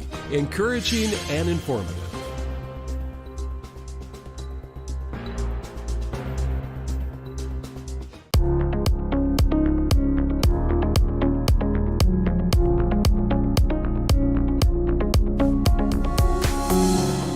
Welcome to Focus Today. I'm your host, Perry Atkinson. And of course, the economy continues to be one of the headline stories of the news constantly these days. Is it on the upswing? Should we look at it cautiously? Is it not going to materialize? Are all these tariffs and trade things working or not working? Well, I'm really honored to have with us today Mark Minella. He's the host of the Financial Issues Stewardship Ministries. If you remember, he's carrying on the mission that the late Dan Celia founded about 28 years ago. And Dan was a good friend of the Dove. We so much loved him and for his ministry. Mark also brings over 35 years of experience helping individuals invest with biblical integrity. He founded one of the first investing advisories dedicated to biblically responsible investing principles, co-founded the National Association of Christian Financial Consultants, and created what they call the CFCA designation, the first faith-based professional designation in the industry. By the way, you can go to financialissues.org, and there's a picture of the landing page, financialissues.org. Mark, what an honor to have you, sir. Good to see you. Well, thank you for having me. It is an honor to be here. Well, we miss Dan, and we loved him and loved his ministry, and I'm so glad you're there to carry on the mission. Well, thank you. It's big shoes to fill, and Dan was a leader in the industry, helping everybody to understand the importance of finance and their relationship with Christ through their finances, not despite of it. Yeah. Well, let's start with the big picture. What's your 30,000-foot view of the economy these days? Well, it's really interesting. Just recently, there's been several articles that just hit me as even though they were positive on what was going on, they had to swing it in a way that maybe things aren't right. And I thought about it, and I thought, here's an administration that has been in just 1 year. Just 1 year. I know it's hard to believe with everything that has gotten done, but they've only been in 1 year. And in that period, they had to stop an economy that was sinking, like a sinking ship, one that was dead in the water, and stop that from sinking, shore it up, rebuild the engines, rebuild the infrastructure, do all this kind of thing that is necessary to turn a ship around that's dead in the water and sinking. And that's what they've been working on. And yet, in this 1 year, if we look at the things that occurred, it seems like it's been 4 to 8 years worth of work that's been done. So I'm very positive on where we're at in the economy. Do I wish we were further? Of course, we all hope that we can get there faster, but there's only so much you can do in so little a time. And this administration has done more than any administration I've ever seen, positively and in the right direction. And I think that's reflected in the numbers, actually. So, Mark, how bad was it? How bad was what he inherited? Perry, some people are going to take this as sensationalism, but I really believe we were on the edge of the cliff. I think we were on the just about to lose our country. Our economy was collapsing. If you look at what happened during the Biden administration, we actually had negative wage growth, true negative wage growth, not just the wage growth, but wage growth minus the inflation. We had negative wage growth in the household by 1.9%, almost 2%. Think about that. Over those 4 years, the average household lost spending ability of 2%. The prior 4 years when Trump was in, we actually had positive growth in the average household. And just this 1 year that we had Trump in and this administration in, we've had positive wage growth per household. So I really believe we were on the cusp of losing our nation, our economy collapsing, the dollar going away as the world currency for trade. It was right there. The cavalry came in at the last minute, actually. Okay, so let's unpack this a little bit. In addition to all of that, our trade deficit was killing us, and our current deficit could kill us. How are you balancing those two? Yeah, our trade deficit was killing us. When you ship all your manufacturing overseas, when you move everything overseas, you start losing it. We become just a consumer economy, not consumer being a good part of it. Well, we don't have to balance anything because we're seeing the numbers come down dramatically, almost 50%. Our trade deficit has reduced substantially over this first year alone, and that's incredible. I think part of that, Perry, is because one, the American First agenda is working in the sense that we are starting to develop the manufacturing and bringing home all the critical manufacturing needed to keep our economy stable and to be able to build all the essential products that we need to protect ourselves and not rely on our enemies for, like chips and the weaponry and everything we need to stay strong in this world. So we're seeing great progress. And that's the thing I think most people are missing. They come out with one number, like I think they said unemployment was 4.5% recently. That doesn't sound good or bad. By the way, that's the norm. That's the average the average is actually above 5%, but the norm is around 4.5% for the US. Now you think about that, they say that's not as good as it should be, but the reality is we're stabilizing. They are doing what is necessary. They're rebuilding the infrastructure of our economy. I mean, think about it like a ship, like I said, dead in the water, okay, and sinking. The first thing you do is stop it from sinking, and that's what they've done. They put up the tariffs, which a lot of people were really concerned about, hyperinflation and all these things, which didn't come true.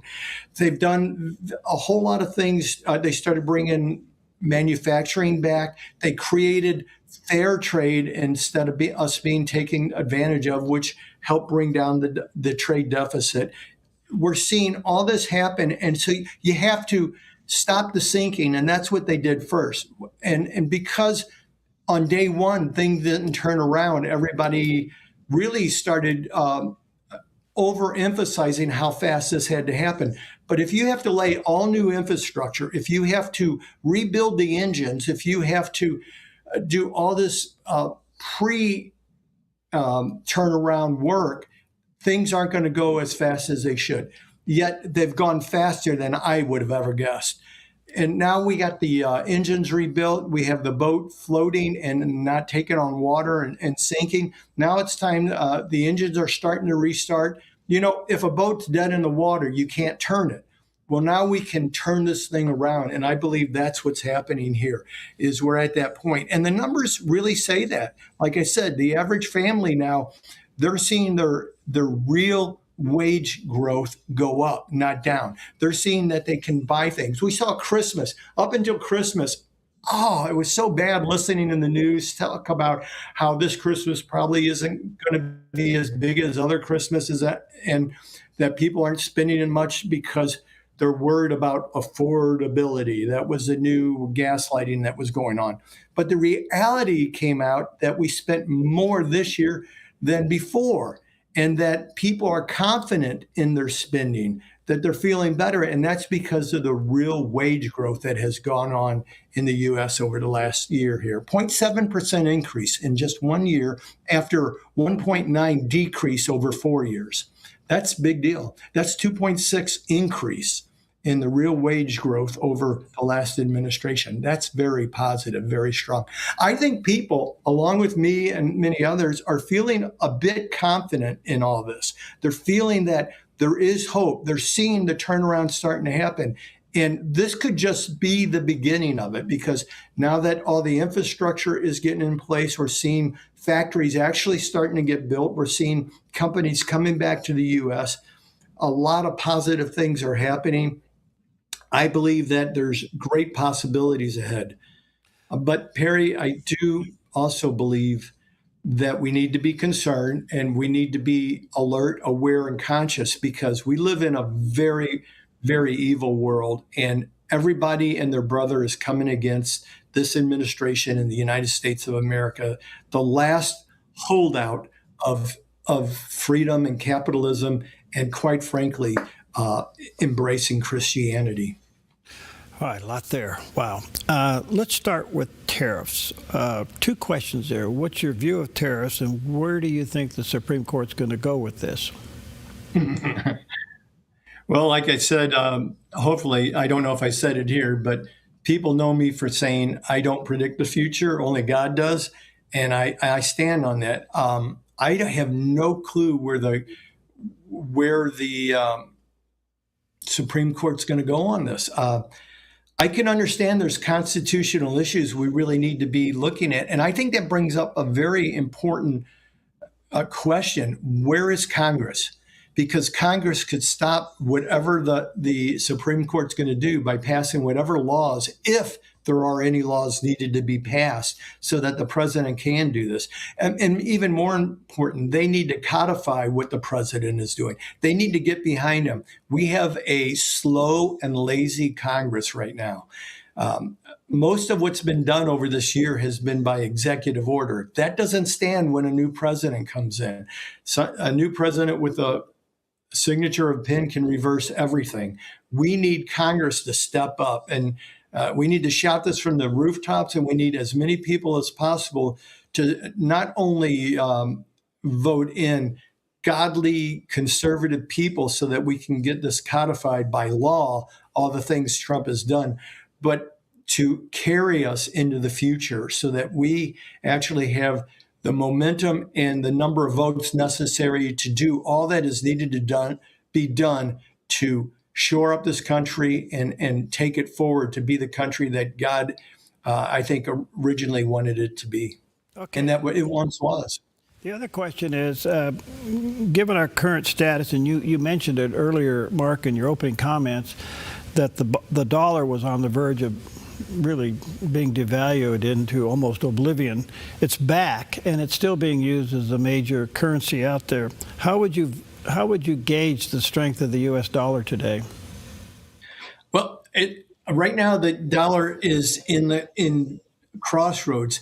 On one hand, having a weak dollar is not a bad idea to help our economy grow, to help things happen here, to help with the trade to be balanced more like we want it to be.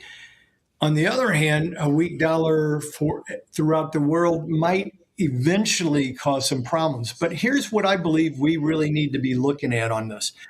Everybody's talking about trade deficit, tariffs, and all that kind of stuff. All those are one or two levers that we have to play. But there's another lever, and that lever is in very negative territory. That's the U.S. debt.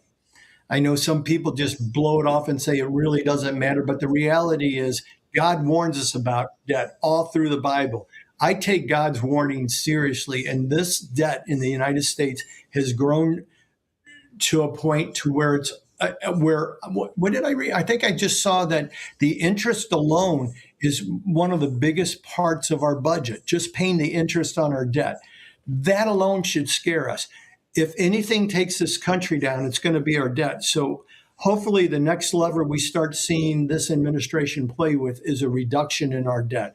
If we don't see that, we need to be very concerned, because that would destroy the dollar. When people lose faith, if it gets to the point that we can't pay the interest on our debt and we start defaulting in any way, or even people think we might, that'll cause the dollar collapse. That could cause hyperinflation. Those are the things we really need to be looking at. So I believe the debt is essential. Bringing this debt down to manageable at the very least is the most important thing we could be doing now as our next steps. So that obviously provokes the next question is, how do we do that? I mean, if the economy is heading into a very strong season, is the surplus cash flow there to pay down the debt? Yeah, there's only very few people who know if it really is there. I don't trust government numbers even of this administration, because the deep state is still there. The numbers are manipulated. First of all, a lot of the numbers aren't very impressive anyway. When you survey 60,000 households out of 3 million households, that number is too small for the unemployment and the employment numbers. The sources of the numbers are weak, and then the manipulation of them on top of that is weak. That's why we have to update those numbers a month afterwards and another month after that, and then we see a quarterly revision even after that, is because unfortunately I think the economic numbers are more political than they are real. But let's get back to your question. How do we reduce the deficit? By reducing the spending. Bottom line, how do we reduce our debt? Reduce the spending. Well, I think DOGE had a great idea. Let's start cutting everything that doesn't make America great. Let's get rid of fraud, outright fraud. There's estimate that outright fraud is 50% of our budget. If we just got rid of the fraud, like up in Minneapolis, and I believe that's state or that's countrywide, that kind of fraud. If we got rid of that kind of fraud, we'd reduce our spending or the money needed for our budget substantially, and then those surpluses could go to start reducing our debt. We also need to be bringing the interest rates down. Some people say, well, that's artificial if you bring them down. Well, it's artificial that they went up. Let's artificially bring them down. So when we refinance the national debt, we don't do it at 6%. We do it at 1 or 2 or 3% instead. That alone would bring more money, free up more money to be paying down on our debt. Let's stop this craziness of Congress not doing their job and giving us a balanced budget and getting it beforehand, so we just don't have to do a reconciliation bill and move it all forward. Let's actually take every item and make it happen. Let's hold Congress, let's hold their feet to the fire. Let's make the House of Representatives get off their bottoms and get the work done that we elected them I am more worried about our Congress than anything else at this time, and their lack of participation in this recovery. I think we need to really push on them more than anything else. All right, let me take a quick break here. Check out Mark's website, financialissues.org. So glad he's there and carrying on. Biblically responsible investing for God's kingdom, right there at financialissues.org. We'll take a quick break. We'll be right back. Applegate River Golf and RV Resort, a pristine 9-hole course alongside the Applegate River. Their clubhouse offers a golf simulator experience. The RV Resort is adjacent to the golf course with convenient pull-through parking. Applegate River Golf and RV Resort. Information at applegaterv.com.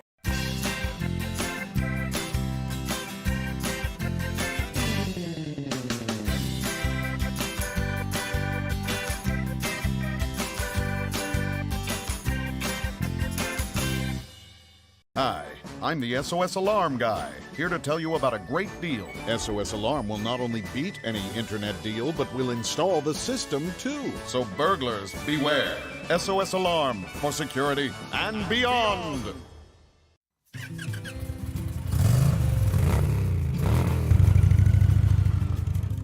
Panoramic Moto Tours was born really out of my passion just to ride the greatest back roads and the scenic highways in our beautiful Northwest.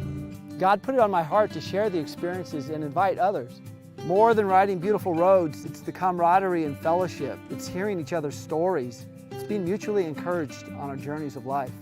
Riders can book one of our ready-to-ride guided tours offering the best of Oregon or Northern California. Or book a private custom tour tailored just for your group to destinations like Glacier or Yellowstone. For more information, go to panoramicmototours.com or call me, Nick, at 541-622-3844.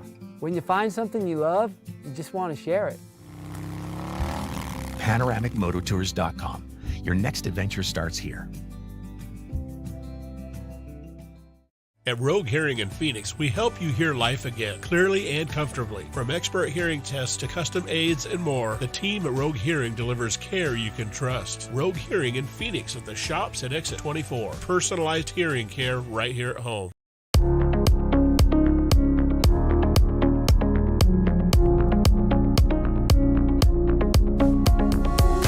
Okay, welcome back. What an honor to have back with us Mark Manella. He is the host of the Financial Issues Stewardship Ministries program, and he has picked up from the late Dan Celia, who we've had a great relationship and high regard for. A lot going on there. Check out his website, financialissues.org, and there's the picture of their landing page. Very good. Mark, so much time, so much to talk about, so little time. You've said consumer spending remains strong, and that possibly AI-driven investment is adding to the momentum. Explain that. Well, when I say AI-driven investments adding to the momentum, when we see stocks returning 100% return or more a year, that's kind of crazy, 60 to 100%. Well, we're entering a new economy here where AI isn't all it's about, but we're entering a technological economy. And because of that, we're seeing a turnover in the type of jobs and the type of things we need. That's why I believe we're seeing the importance of bringing back chip manufacturing to the U.S., not only for security reasons, but everything in our life is going to have a chip in it that if it doesn't already, I think even tennis shoes will end up with a chip in them pretty soon. So we have to realize that. And so this new world order of economics that we're going to see, we need to build the infrastructure and the companies that can fulfill that. We are still a leader, I believe, in technology. We need to hold on to that, both for our safety and to continue the recovery and continue the growth in this nation. That's what I meant by that. We have chip. We need more chip manufacturers. We need more developers that can work in the AI space. We need the AI companies to start actually making money. Those who aren't, who are been doing research and development, are more spec stocks than they are growth stocks. Okay. All right. Let me ask you this: is the rise in value of gold and silver real? It is. It is. But, a lot of people get confused about gold. Let's talk about just gold for a second. Oftentimes on my show, people call in and say, hey, I'm buying a whole bunch of gold, and they get way overweighted in gold. And they say, because we've heard that it helps protect us against inflation. And this was more during the Biden years and otherwise. And I can understand the fear and the reason for doing this. Well, yeah, gold historically over long periods of time has guarded against inflation and kept up with inflation and sometimes surpassed it. But the reality is gold is not safe. Gold has had bigger drops in the S&P 500 in its history, so we have to be very careful with this. Anytime we get too much money in any one asset class or any one area, we are risking the lack of diversity there to compress everything into one area. If gold finally does pull back, that means your portfolio drops like a rock of gold. It could drop very far, 50% or so. I don't believe we're going to see that right now. And then we look at silver, and silver is a whole different metal in that while it has run up outrageously, there's a good reason for that. Silver is very important in all the electronics and technologies of today. And we do have a shortage of supply. The world has a shortage of supply in that. So that's going to run it up just like the rare earth minerals that we need for the technology, the reason they're running up so high. So there's more backing that than just trying to keep up with inflation or a safe haven. Silver has been much more volatile than gold over the years, and much more manipulated than gold also. But silver is becoming more and more rare. There's some people who say we need 5 times more supply than we have right now just to continue growing in the technology that we need, not that we want. Okay, I understand the debt issue. I hope I'm not depressing you, Perry. No. We value your input. So I want to come back to consumer confidence. Okay. If this year ends up being, and I'll use the word boom, I don't know if that's the accurate word, but let's say it's a good year. The economy goes up, people are going to not be taxed for tips and Social Security, and all that shows up in the average cash flow of a home. What does that do to consumer confidence and at the point where we may continue to ignore the debt? Wow, that's an interesting comparison. And I think it's a great one in the sense that consumer debt isn't the same as national debt, yet we can learn from it. We know when consumers get confident, like they did over Christmas, we're seeing some confidence there. They also increase their debt with the buy now, pay later attitude. And unfortunately for the consumer, the difference is that it catches up to them quicker than it does for the nation. The nation has the ability to print more money. They have the ability to manipulate the exchanges on it. There's so much that can be done nationwide for so long that some people don't even believe a nation needs to worry about that. I think they're totally wrong. I think that's a fallacy based on we haven't hit that threshold yet, but we're getting very close. So I think we'll see if we have a really strong economy, if we see interest rates come down, housing costs come down because the cost of lumber, which is one of the number one decreases in costs. This is another, Perry, you'll like this. The news continuously says things like, well, inflation has plateaued. We haven't seen a decrease in prices. Lumber has come down substantially, and building lumber, where the price of housing could now start coming down, and they can start affording to build starter homes, which we're in dire need of, and not have to build mansions because they're the only one they can make money on. So we might see more supply there. But if this happens, what we're going to see with the consumer, I don't know. Again, I don't predict the future. All I know is what I've seen in my foolish life in the early years and what I see in others people's life. When we get confidence about the economy, debt increases personally, people start spending more than they really should, and they believe this will project long into the future. And it may, but we don't know that. We need to be great steward. God calls us to really test all things and hold fast to that which is good, not to just jump into things, to get rid of everything evil. Well, God doesn't say that debt's a sin, but he warns us so often. So at the very least, debt is foolishness on the consumer level and on the national level. Imagine we had no debt nationally.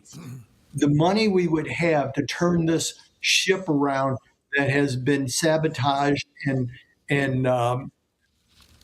it was in the worst state I've ever seen in my life. How fast we could turn it around with the trillions of dollars that we're no longer having the service. Yeah.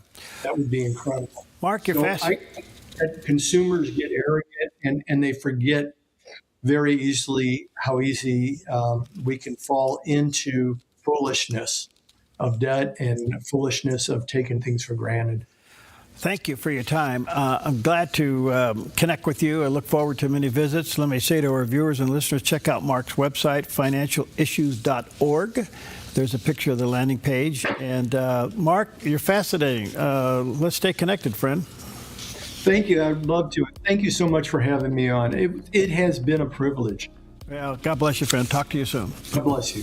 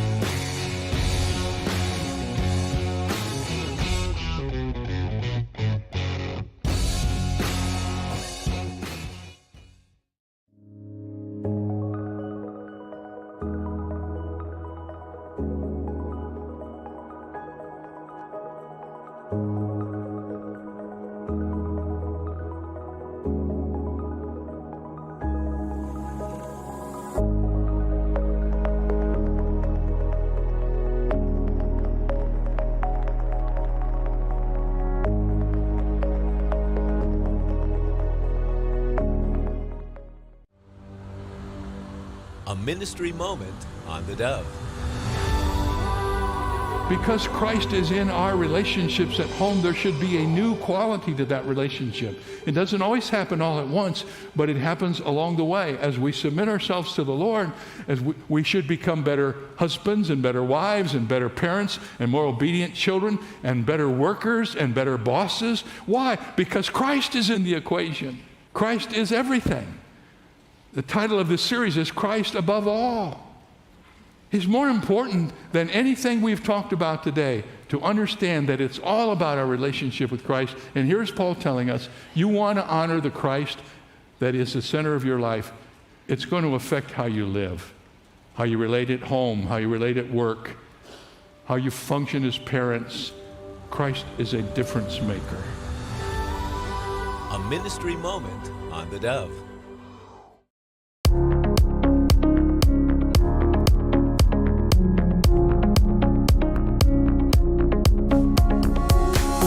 Well, welcome back. And boy, it's been a long time since we've had Jeff Gruer with us. And so I'm glad to reconnect, especially at the beginning of a new year. He's a veteran political commentator, columnist, and the host of the longtime running program Ringside Politics radio and TV show.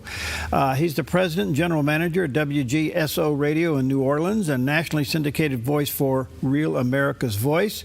And his book that he authored a little while ago called America's Last Chance. He does have a website, Cruere, and it's spelled CROUERE.net.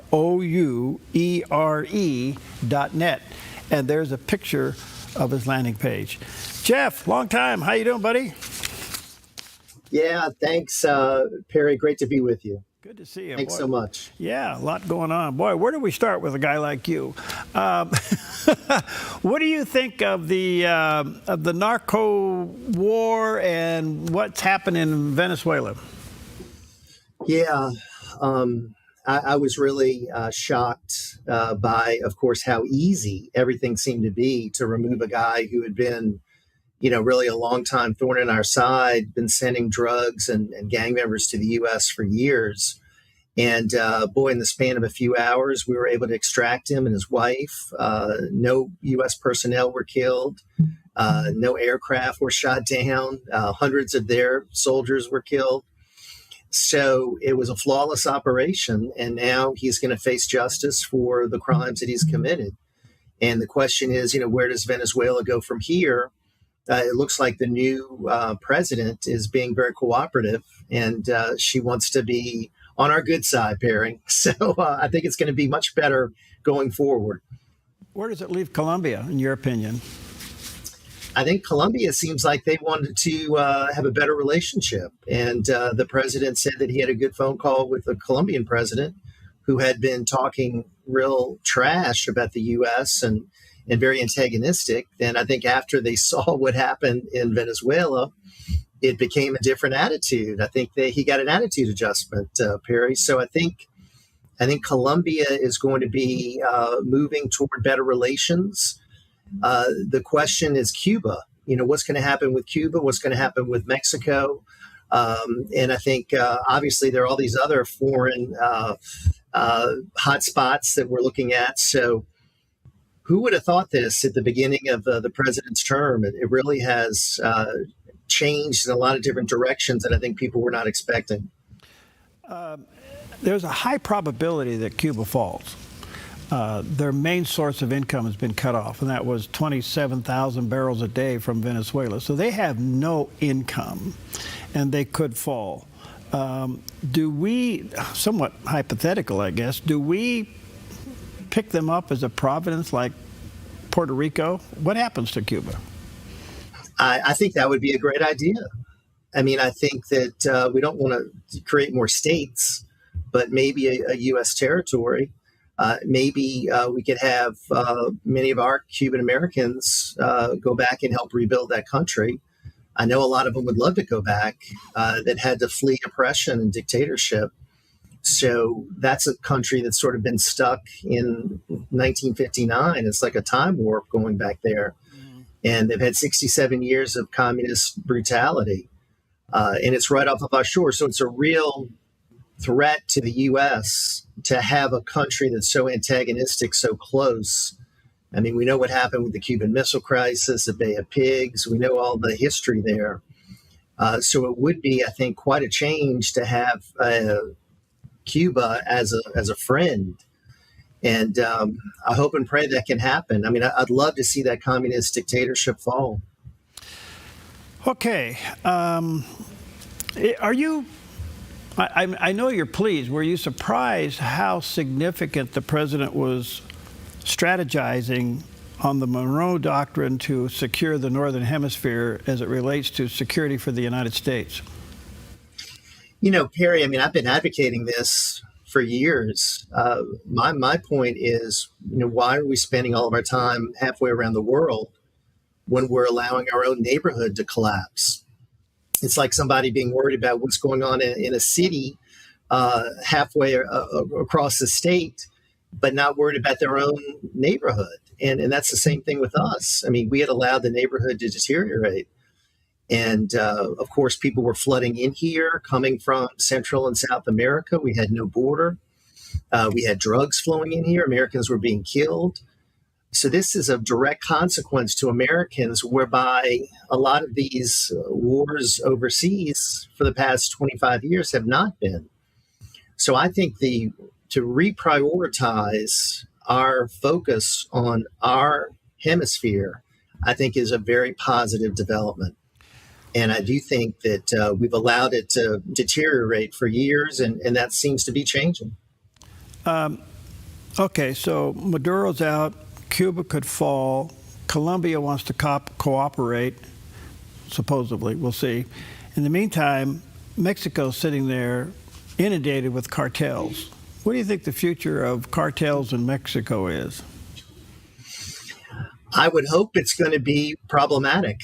I mean, I would hope that they're a cushy situation whereby they run that country and they flood our country with drugs and they make billions of dollars and they own the politicians down in Mexico. I hope that's going to change. And I think the president has indicated that land strikes there in Mexico are on the table. And my point is this is an enemy that is killing untold number of Americans. So there's a direct result of what they're doing and what is going on in our country.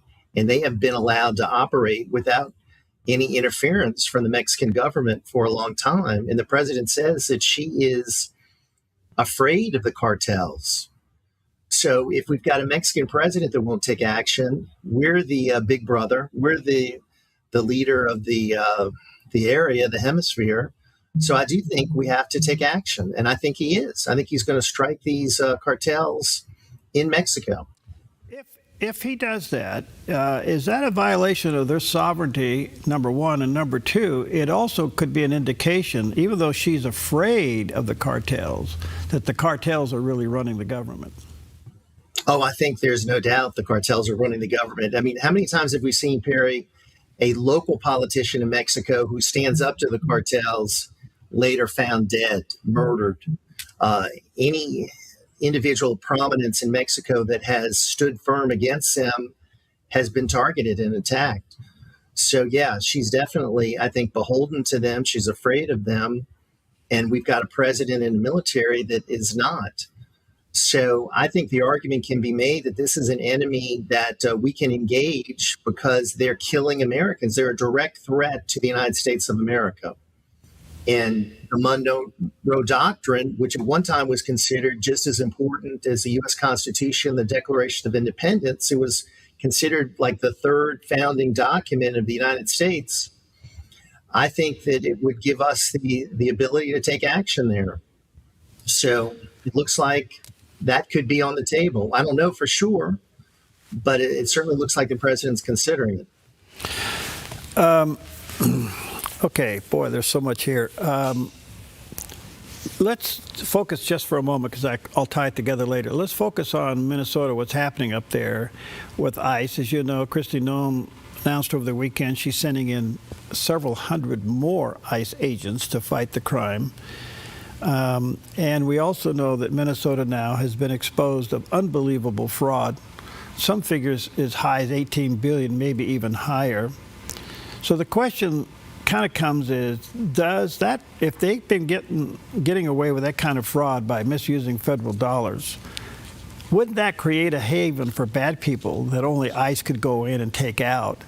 And now the citizens are sitting there saying they're choosing between the bad people and undermining the exposure of the fraud in Michigan. What a can of worms. What's your view? Well, I mean, I think there's this fraud that's been going on a long time, and we now are, I think, becoming aware of the extent of it. I think people have known about fraud, but I don't think they were aware of the extent of the fraud. So we've got the issue of going after fraud. Many of these states, I think, are overrun with it. Minnesota is an example. And then we have what's going on with populations of people that are here illegally, that are sending dollars overseas, supporting terror groups. Then we have ICE's operation where they're trying to remove people that are here illegally, that are engaged in criminal behavior, such as abusing children, such as human trafficking. And you have these leftists, Perry, that do not want to have any kind of action taken against these people. So you have leftists that are protecting the criminals and attacking our agents that are just trying to follow the law. So these agents are putting their lives on the line, and these activists are trying to protect people that are harming children, harming Americans, and breaking our laws. It's really an odd situation that we have the left now that has found themselves politically in an alliance with criminals and illegals and people that are here and they should not be here. So I think the Trump administration needs to continue doing what they're doing. And I think the American people, Perry, will support that. I really do. Isn't it interesting that they want to protect all the illegals in their state and in their community that have come in illegally. But they want to send back the one illegal dictator that we got. They want to send him back. and they also want to protect people like Kilmar Abrego Garcia. And what is he? He's involved in spousal abuse and human trafficking. And, you know, they made him a poster child for their movement. And, you know, this is a guy who's obviously a criminal and someone that shouldn't be heralded as a champion, but that's what they do. I mean, they make these people their heroes, their champions. It's crazy to me. Ilhan Omar, look at everything that she's done. Tim Walz. I mean, these are people that are, in my opinion, breaking laws and should be prosecuted. Yet the left heralds them as their leaders, their heroes. So we're in a really crazy situation in this country now. Do you think the average citizen in America sees through all of the baloney, if I could put it that way, as far as it relates to fraud in Michigan and drug trafficking and closing the border? I mean, you got the left that's defending everything that's being uprooted and being exposed. Do you think the average American is starting to wake up? I think so. I mean, I hope so. I'm praying that they are. But the problem is that people vote their pocketbook, and they're going to vote in this upcoming midterm based on how they're feeling economically. And despite all of this good work that's going on internationally and rooting out the fraud and going after the people that are here illegally and the deportations, people are going to vote, whether it's Republican or Democrat this fall, based on how they're feeling, based on, you know, their economic conditions. So I still want the Trump administration to make their primary focus our economic issues and our domestic issues. And if we can make people feel like things are more affordable, that's going to give the Trump administration a chance to continue on with this agenda. If the Democrats win and take control of the House, then all bets are off. All right, let me take a quick break. Check out Jeff's website, cruere.net, CROUERE.net. There's a picture of his landing page. We'll take a quick break. We'll be right back.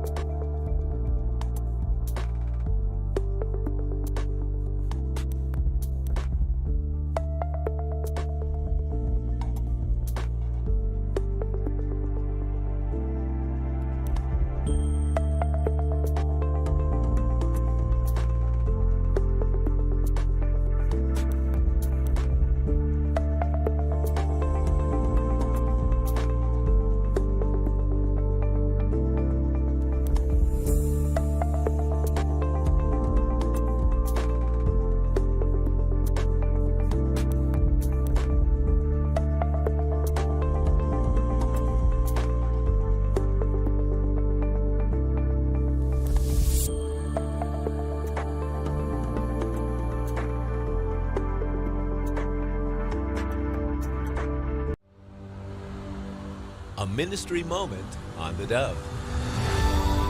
Now notice when Jesus called his disciples, he never hid from them the fact that to follow him meant suffering, persecution, and death. We have a great deal of what someone has called cheap grace. Easy to follow Christ. Easy to get in the church. In Jesus' day, he called them to suffering. He didn't call them to a playground. He called them to a battlefield. He called them to war, spiritual war. And he said, you're going to suffer, and you're going to be wounded, and you're going to die in my cause, because the world is going to reject me. This world that's dominated by evil and sin will reject me. A ministry moment on the Dove.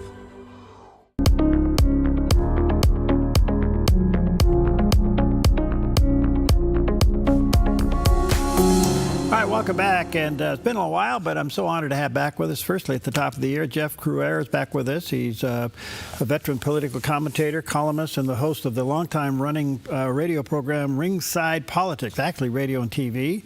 He's the president and general manager of WGSO Radio New Orleans. So you're in broadcasting up to your eyeballs. Well, Barry, you know how it goes. I mean, just to give you a little glimpse into what we're facing here in New Orleans, our major competitor is a network of stations owned by George Soros. Oh, boy. And the Soros network. So, it's always a challenge to get the truth out in the media world. And we face it here in this area big time. Are you AM or FM? AM.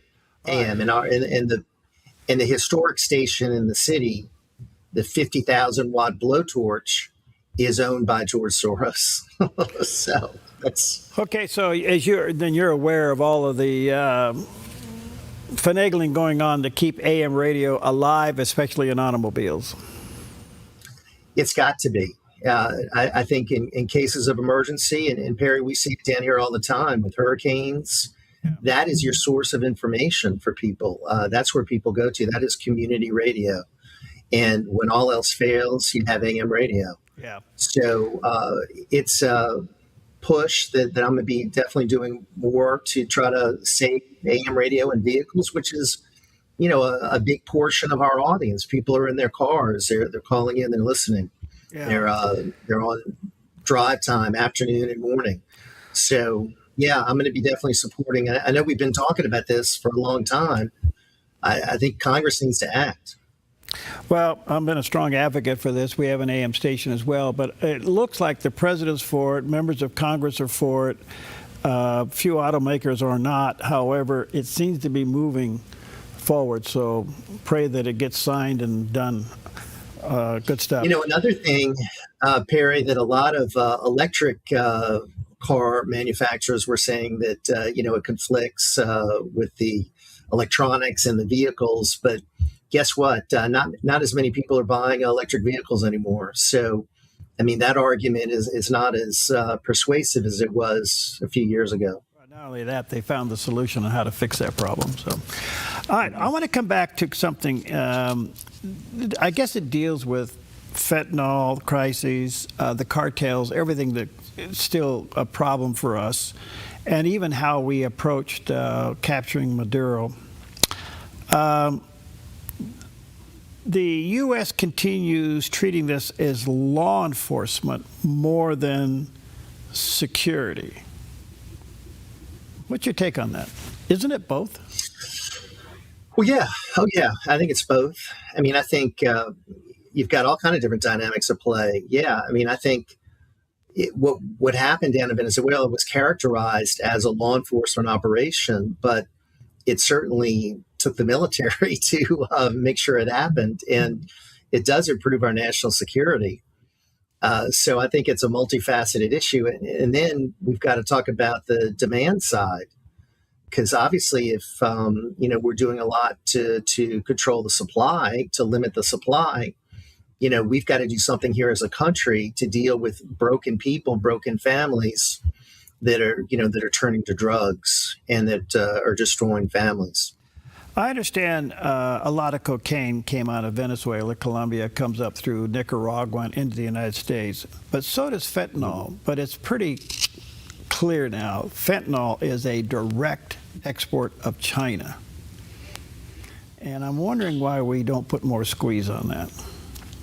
The president says he's talked to President Xi about it. I don't think we put enough pressure on China.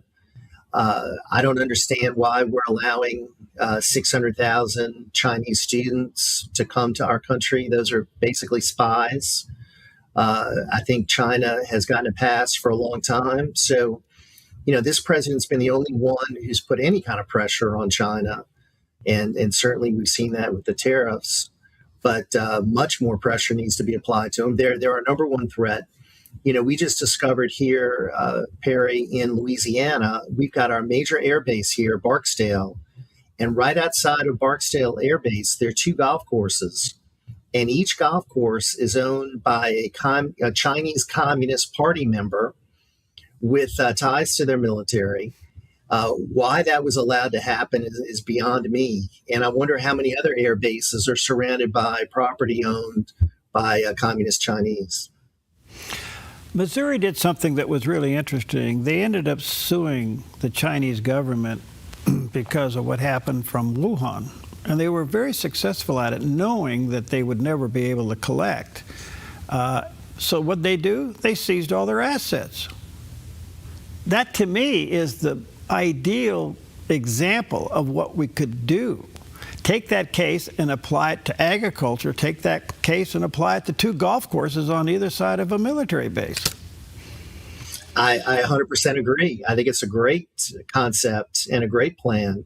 And Missouri has got some excellent public officials there doing good work. So, yeah, I think that's something that we should follow here in Louisiana, and other states should as well. It's time to come up with some innovative ways to take on this challenge, and that certainly sounds like one.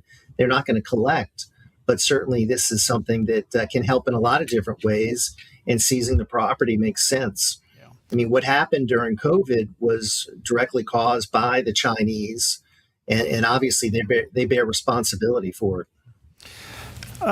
Before I run out of time, what do you think is going to happen in Iran? Do the citizens win, or do we get involved militarily? I certainly don't want to see boots on the ground. I think that the president's talked about getting involved if they keep killing protesters, and it looks like they've killed thousands of people. So he might be getting involved in some way, maybe airstrikes. I certainly don't see any kind of deep involvement, but I think what we can do is possibly send arms to the people so that they can take care of the challenge themselves. I mean, these are people that have been brutalized and repressed now since 1979, and their internet has been shut off. They've got no communications. They're being killed on the streets. So it would be a great day for the world if this regime would be overthrown. And it seems to me, from the research I've done, Perry, that this is the closest they've been since 1979 to actually challenging this regime. And I think we have a president that's going to try to support these people. We cannot stand by and watch innocent people be slaughtered. We don't do that. So Iran could fall. Venezuela has fallen. Cuba, most likely, they say, will fall within weeks. That's going to put pressure on Colombia, Nicaragua, and Mexico. Quite a move in 2 months, don't you think? To me, Perry, this is a move toward freedom.